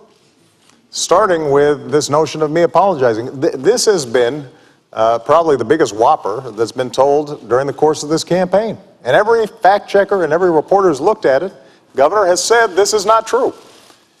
And when it comes to tightening sanctions, look, as I said before, we've put in the toughest, most crippling sanctions ever.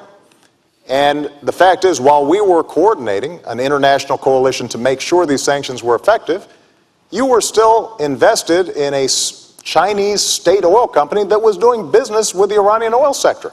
So I'll let the American people decide, judge, who's going to be more effective and more credible when it comes to imposing crippling sanctions.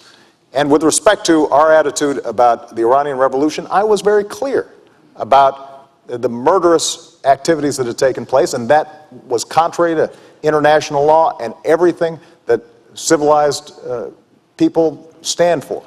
And so the strength that we have shown in Iran is shown by the fact that we've been able to mobilize the world. When I came into office, the world was divided. Iran was resurgent.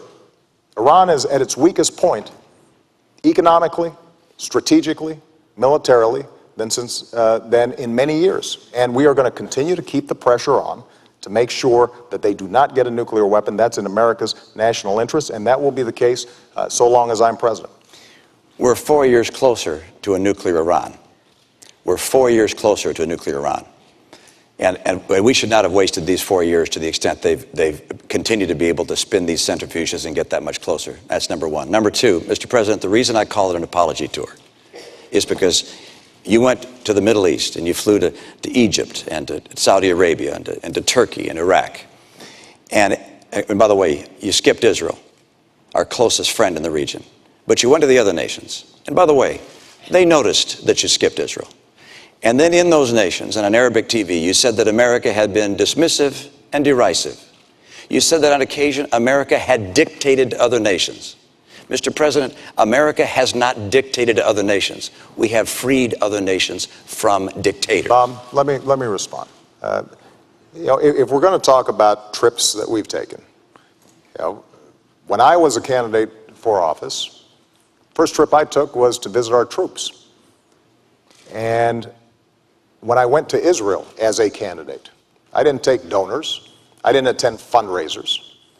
I went to Yad Vashem, the Holocaust Museum there, to remind myself the nature of evil and why our bond with Israel will be unbreakable. And then I went down to the border towns of Sderot, which had experienced missiles raining down from Hamas. And I saw families there who showed me where missiles had come down near their children's bedrooms. And I was reminded of what that would mean if those were my kids, which is why, as president, we funded an Iron Dome program to stop those missiles. So that's how I've used my travels, when I travel to Israel and when I travel to the region. And the central question at this point is going to be who's going to be credible to all parties involved. And they can look at my track record, whether it's Iran sanctions, whether it's dealing with counterterrorism, whether it's supporting democracy, whether it's supporting women's rights, whether it's supporting religious minorities, and they can say that the President of the United States and the United States of America has stood on the right side of history. And that kind of credibility is precisely why we've been able to show leadership on a wide range of issues facing the world right now. What if the Prime Minister of Israel called you on the phone and said, our bombers are on the way, we're going to bomb Iran? What do you say? Bob, let's not go into hypotheticals of that nature. Our relationship with Israel, my relationship with the Prime Minister of Israel is such that we would not get a call saying our bombers are on the way. or their fighters are on the way.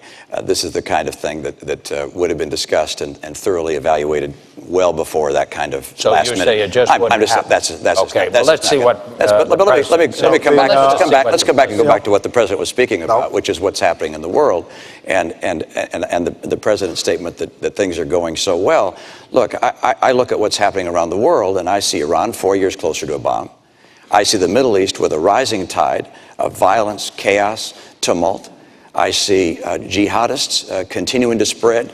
Whether they're rising or just about the same level, hard to precisely measure, but it's clear they're there. They're very, very strong. I see Syria with 30,000 civilians dead.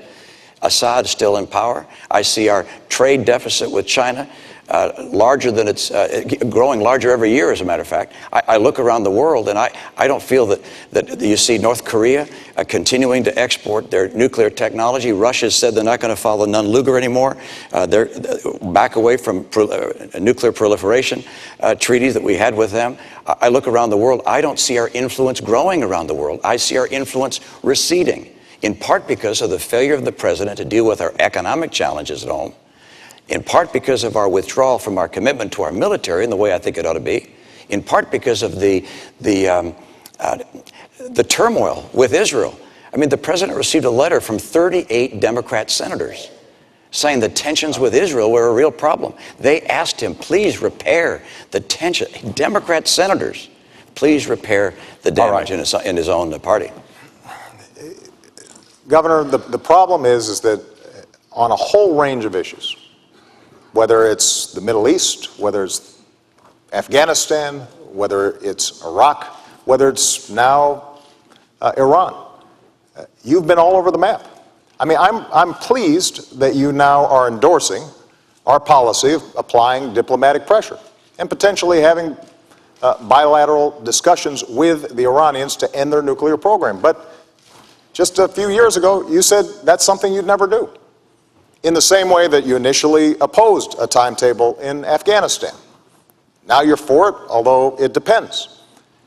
In the same way that you say you would have ended the war in Iraq, but recently gave a speech saying that we should have 20,000 more folks in there. The same way that you said that it was mission creep to go after Gaddafi. When it comes to going after Osama bin Laden, you said, well, any president would make that call. But when you were a candidate in 2008, as I was, and I said if I got bin Laden in our sights, I would take that shot, you said we shouldn't move heaven and earth to get one man. And you said we should ask Pakistan for permission. And if we had asked Pakistan for permission, we would not have gotten it. And it was worth moving heaven and earth to get him. You know, after we killed bin Laden, I was at Ground Zero for a memorial and talked to a young woman who was 4 years old when 9/11 happened. And the last conversation she had with her father was him calling from the Twin Towers, saying, Peyton, I love you and I will always watch over you. And for the next decade, she was haunted by that conversation. And she said to me, you know, by finally getting bin Laden, that brought some closure to me. And when we do things like that, when we bring those who have harmed us to justice, that sends a message to the world, and it tells Peyton that we did not forget her father. And I make that point because that's the kind of clarity of leadership, and those decisions are not always popular. Those decisions generally are not poll tested. And even some in my own party, including my current vice president, had the same critique as you did. But what the American people understand is that I look at what we need to get done to keep the American people safe and to move our interests forward, and I make those decisions. All right. Let's go, and that leads us, this takes us right to the next segment, Governor. America's longest war, Afghanistan and Pakistan. Bob, Governor, you get to go first. You can't, okay, but you can't have the president just lay out a whole series of items without giving me a chance to respond. With respect, sir, you had laid out quite a program there. Well, that's probably true. We'll agree. We'll catch you up. The United States is scheduled to turn over responsibility for security in Afghanistan for training purposes. It seems to me the key question here is, What do you do if the deadline arrives and it is obvious the Afghans are unable to handle their security? Do we still leave? And I believe, Governor Romney, you go first. Well, we're going to be finished by 2014. And when I'm president, we'll make sure we bring our troops out by the end of 2014. The commanders and the generals there are on track to do so. We've seen progress over the past several years. The surge has been successful, and the training program is proceeding apace. There are now a large number of Afghan security forces, 350,000, that are ready to step in to provide security, and we're going to be able to make that transition by the end of 2014. So our troops will come home at that point. I can tell you at the same time that we will make sure that we look at what's happening in Pakistan and recognize that what's happening in Pakistan is going to have a major impact on the success in Afghanistan. And I say that because I know a lot of people just feel like we should just brush our hands and walk away. And I don't mean you, Mr. President, but some people in our nation feel that Pakistan isn't being nice to us and that we should just walk away from them. But Pakistan is important to the region, to the world, and to us, because Pakistan has 100 nuclear warheads, and they're rushing to build a lot more. They'll have more than Great Britain sometime in the relatively near of extraordinary danger to Afghanistan and to us. And so we're going to have to remain helpful in encouraging Pakistan to move towards a more stable government and rebuild a relationship with us. And that means that our aid that we provide to Pakistan is going to have to be conditioned upon certain benchmarks being met. So for me, I look at this as both a need to help move Pakistan in the right direction and also to get Afghanistan to be ready, and they will be ready by the end of 2014. Mr. President. When I came into office, we were still bogged down in Iraq, and Afghanistan had been drifting for a decade. We ended the war in Iraq, refocused our attention on Afghanistan, and we did deliver a surge of troops. That was facilitated in part because we had ended the war in Iraq. And we are now in a position where we have met many of the objectives that got us there in the first place. Part of what had happened is we'd forgotten why we had gone. We went because there were people who were responsible for 3,000 American deaths. And so we decimated al-Qaeda's core leadership in the border regions between Afghanistan and Pakistan. We then started to build up Afghan forces. And we're now in a position where we can transition out, because there's no reason why Americans should die when Afghans are perfectly capable of defending their own country. Now, that transition has to take place in a responsible fashion. We've been there a long time, and we've got to make sure that we and our coalition partners are pulling out responsibly and giving Afghans the capabilities that they need. But what I think the American people recognize is after a decade of war, it's time to do some nation building here at home. And what we can now do is free up some resources to, for example, put Americans back to work, especially our veterans, rebuilding our roads, our bridges, our schools, making sure that our veterans are getting the care that they need when it comes to post-traumatic stress disorder and traumatic brain injury, making sure that the certifications that they need for good jobs of the future are in place. You know, I was having lunch with a veteran in Minnesota who had been a medic dealing with the most extreme circumstances. When he came home and he wanted to become a nurse, he had to start from scratch. And what we've said is, let's change those certifications. The First Lady's done great work with an organization called Joining Forces, putting our veterans back to work. And as a consequence, veterans' unemployment is actually now lower than general population. It was higher when I came into office. So those are the kinds of things that we can now do because we're making that transition in Afghanistan. All right, let me go to Governor Romney, because you talked about Pakistan and what needs to be done there. General Allen, our commander in Afghanistan, says that Americans continue to die at the hands of groups who are supported by Pakistan. We know that Pakistan has arrested the doctor who helped us catch Obama's bin Laden.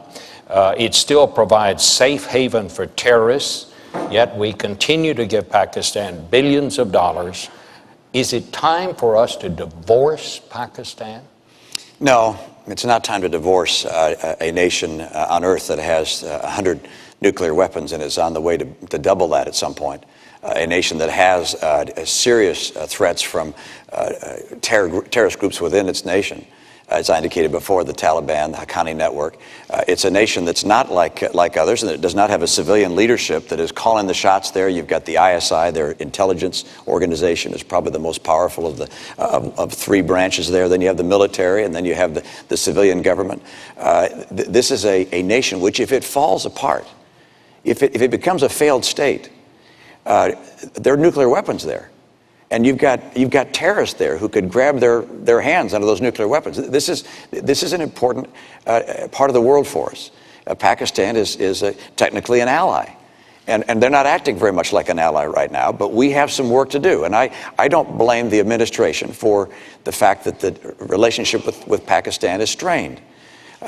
We had to go into Pakistan. We had to go in there to get Osama bin Laden. That was the right thing to do. And that upset them, but there was obviously a great deal of anger even before that. But we're going to have to work with the people in Pakistan to try and help them move to a more responsible course than the one that they're on. And it's important for them. It's important for the nuclear weapons. It's important for the success of Afghanistan, because inside Pakistan, you have a large group of Pashtuns that are Taliban. They're going to come rushing back in to Afghanistan when we go. And that's one of the reasons the Afghan security forces have so much work to do to be able to fight against that. But it's important for us to recognize that we can't just walk away from Pakistan. But we do need to make sure that as we send support for them, that this is tied to them making progress on matters that would lead them to becoming a civil society. Let me ask you, Governor, because we know President Obama's position on this. What is your position on the use of drones? Well, I believe that we should use any and all means necessary to take out people who pose a threat to us and our friends around the world. And it's widely reported that drones are being used in drone strikes, and I support that entirely and feel the President was right to up the usage of that technology and believe that we should continue to use it to continue to go after the people who represent a threat to this nation and to our friends. Let me also note that, as I said earlier, we're going to have to do more than just going after leaders and killing bad guys. Important as that is, we're also going to have a far more effective and comprehensive strategy to help move the world away from terror and Islamic extremism. We haven't done that yet. We talk a lot about these things, but you look at the record. You look at the record of the last 4 years and say, is Iran closer to a bomb? Yes. Is the Middle East in tumult? Yes. Is Al-Qaeda on the run, on its heels? No. Are Israel and the Palestinians closer to reaching a peace agreement? No, they haven't had talks in 2 years. We have not seen the progress we need to have. And I'm convinced that with strong leadership and an effort to build a strategy based upon helping these nations reject extremism, we can see the kind of peace and prosperity the world demands. Well, keep in mind, our strategy wasn't just going after bin Laden. We've created partnerships throughout the region to deal with extremism. In Somalia, in Yemen, in Pakistan.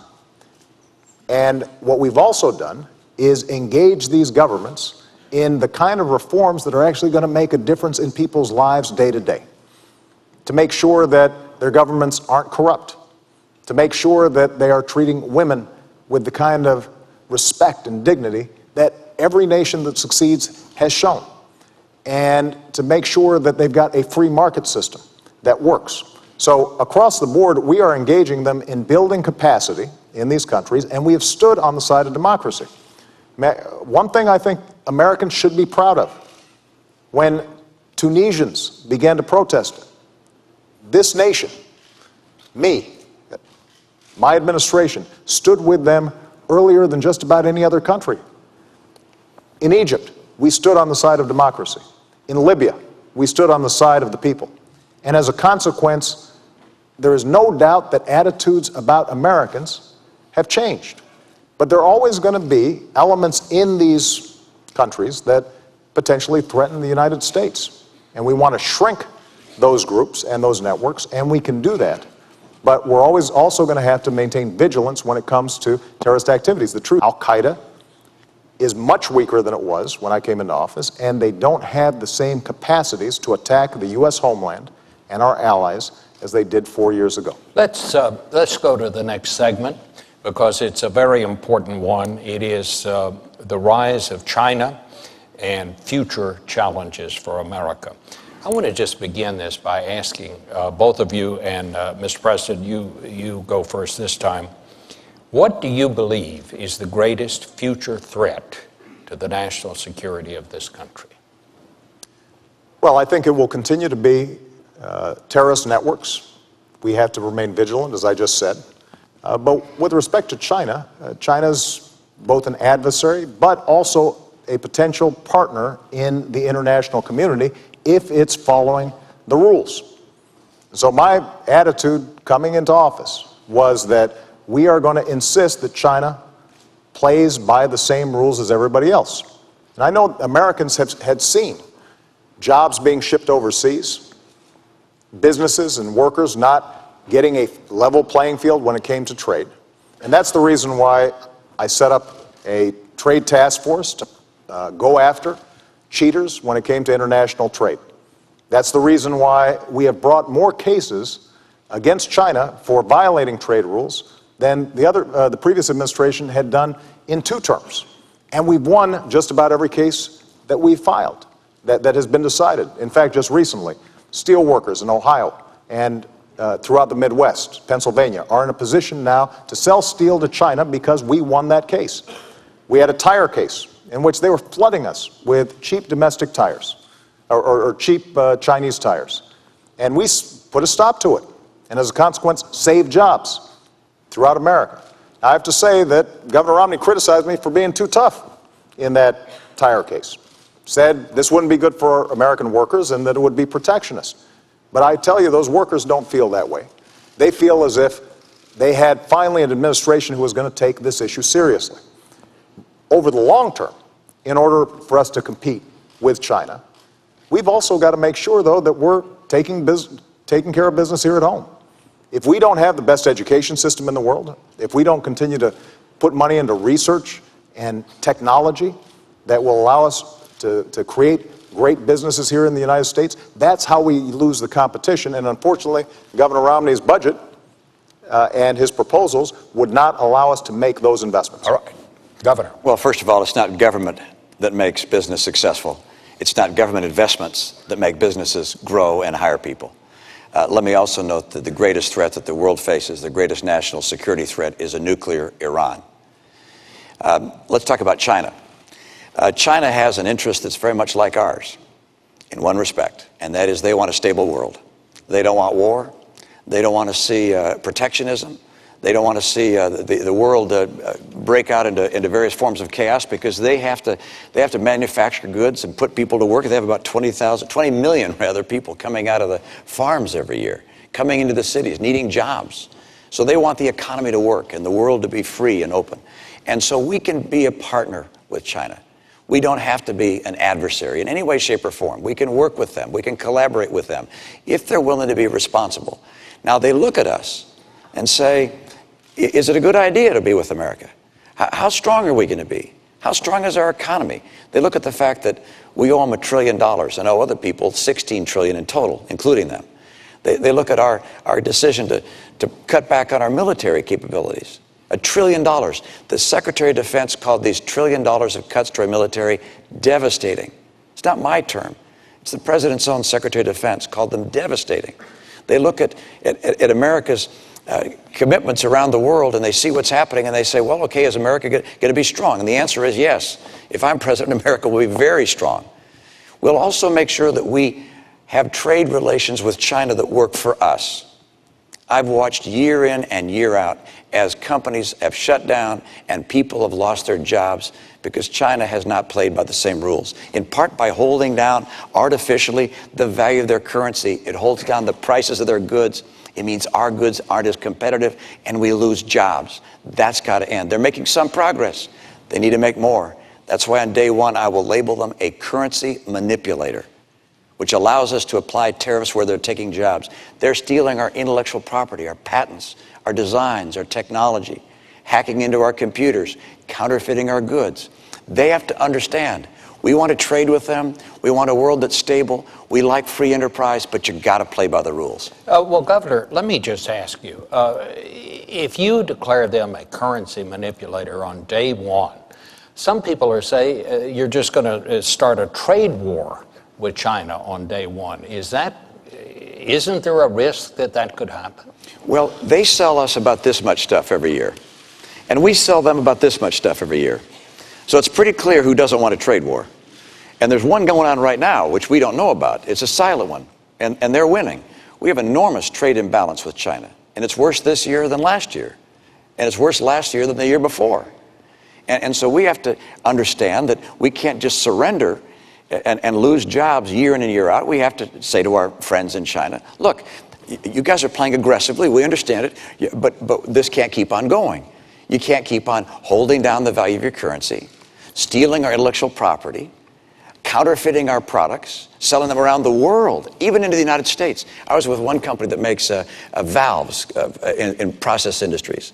And they said, look, we were having some valves coming in that were broken, and we had to repair them under warranty. And we looked them up, and they had our serial number on them. And then we noticed that there was more than one with that same serial number. There were counterfeit products being made overseas with the same serial number as a U.S. company, the same packaging. These were being sold into our market and around the world as if they were made by the U.S. competitor. This can't go on. I want a great relationship with China. China can be our partner, but that doesn't mean they can just roll all over us and steal our jobs on an unfair basis. Well, Governor Romney is right. You are familiar with jobs being shipped overseas because you invested in companies that were shipping jobs overseas.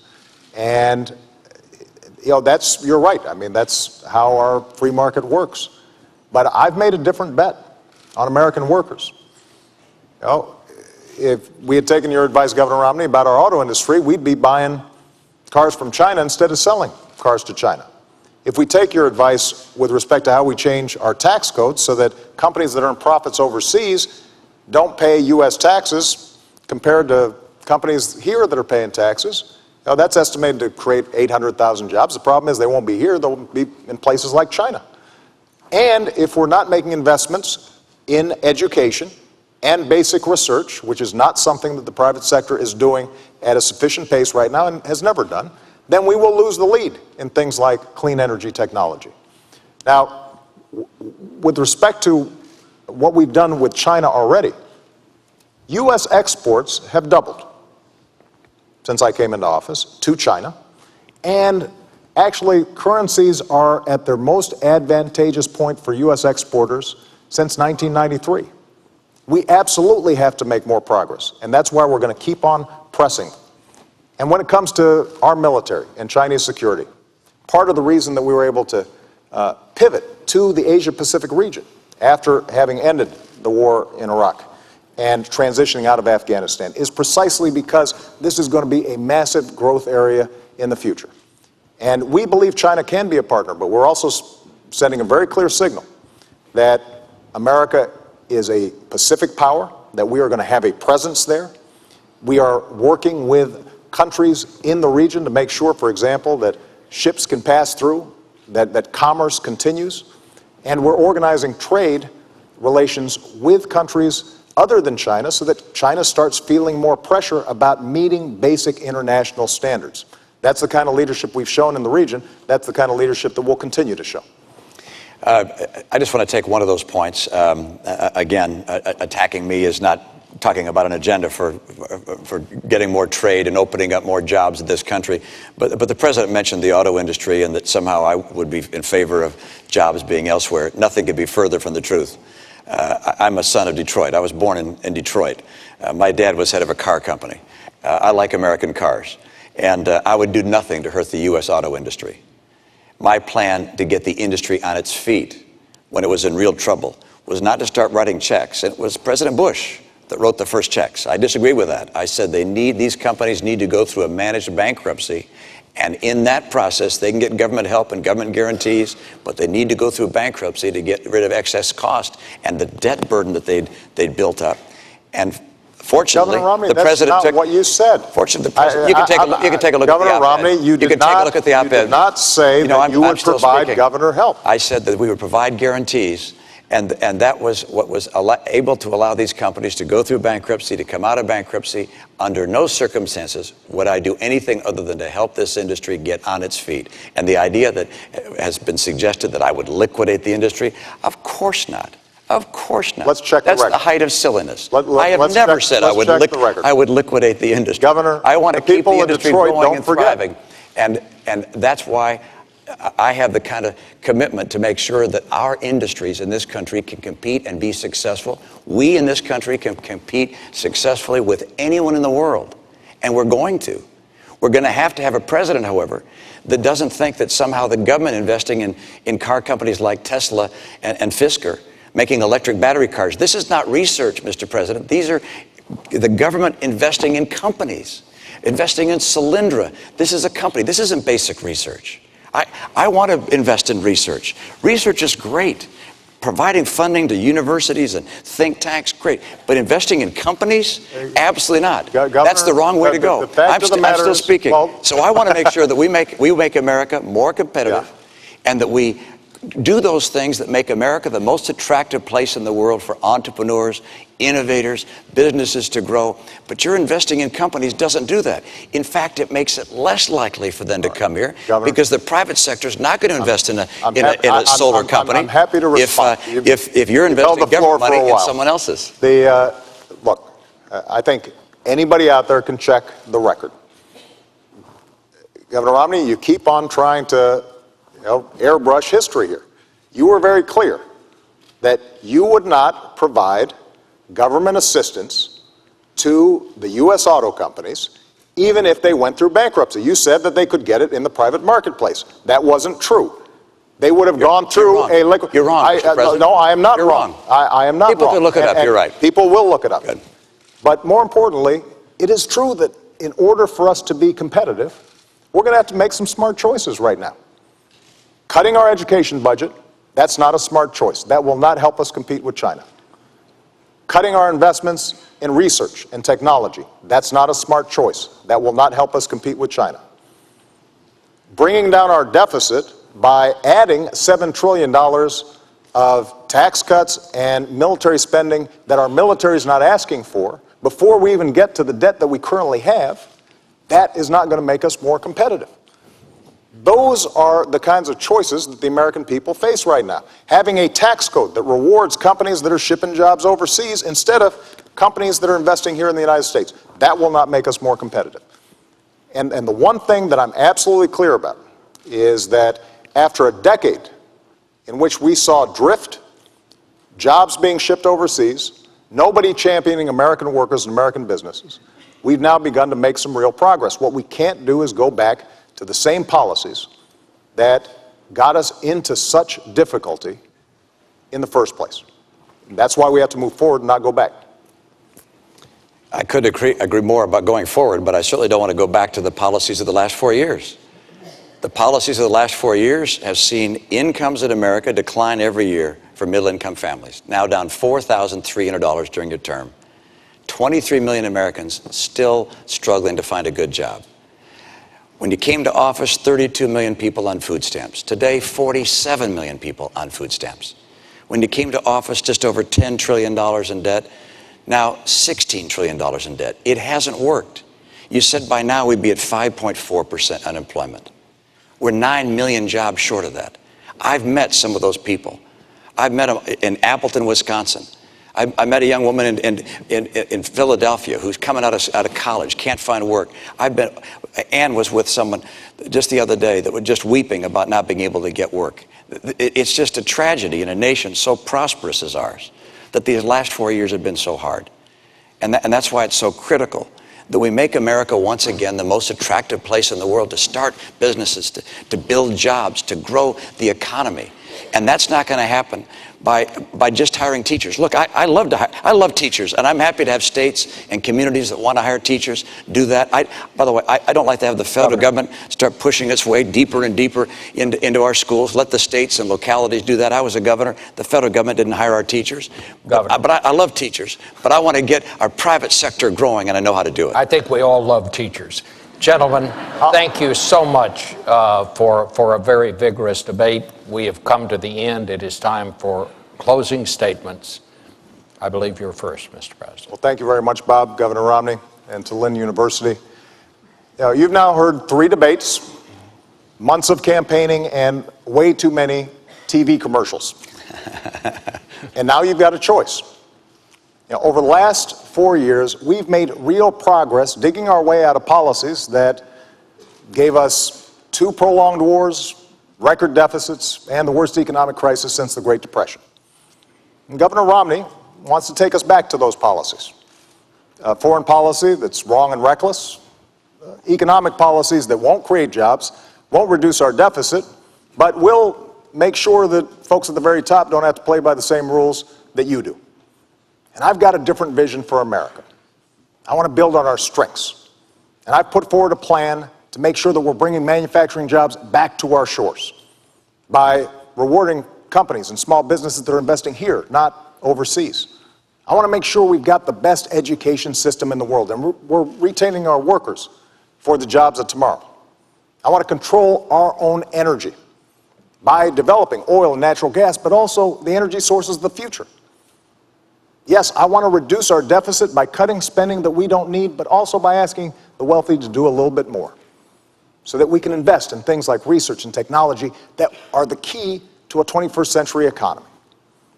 As Commander-in-Chief, I will maintain the strongest military in the world, keep faith with our troops, and go after those who would do us harm. But after a decade of war, I think we all recognize we got to do some nation building here at home, rebuilding our roads, our bridges, and especially caring for our veterans who sacrificed so much for our freedom.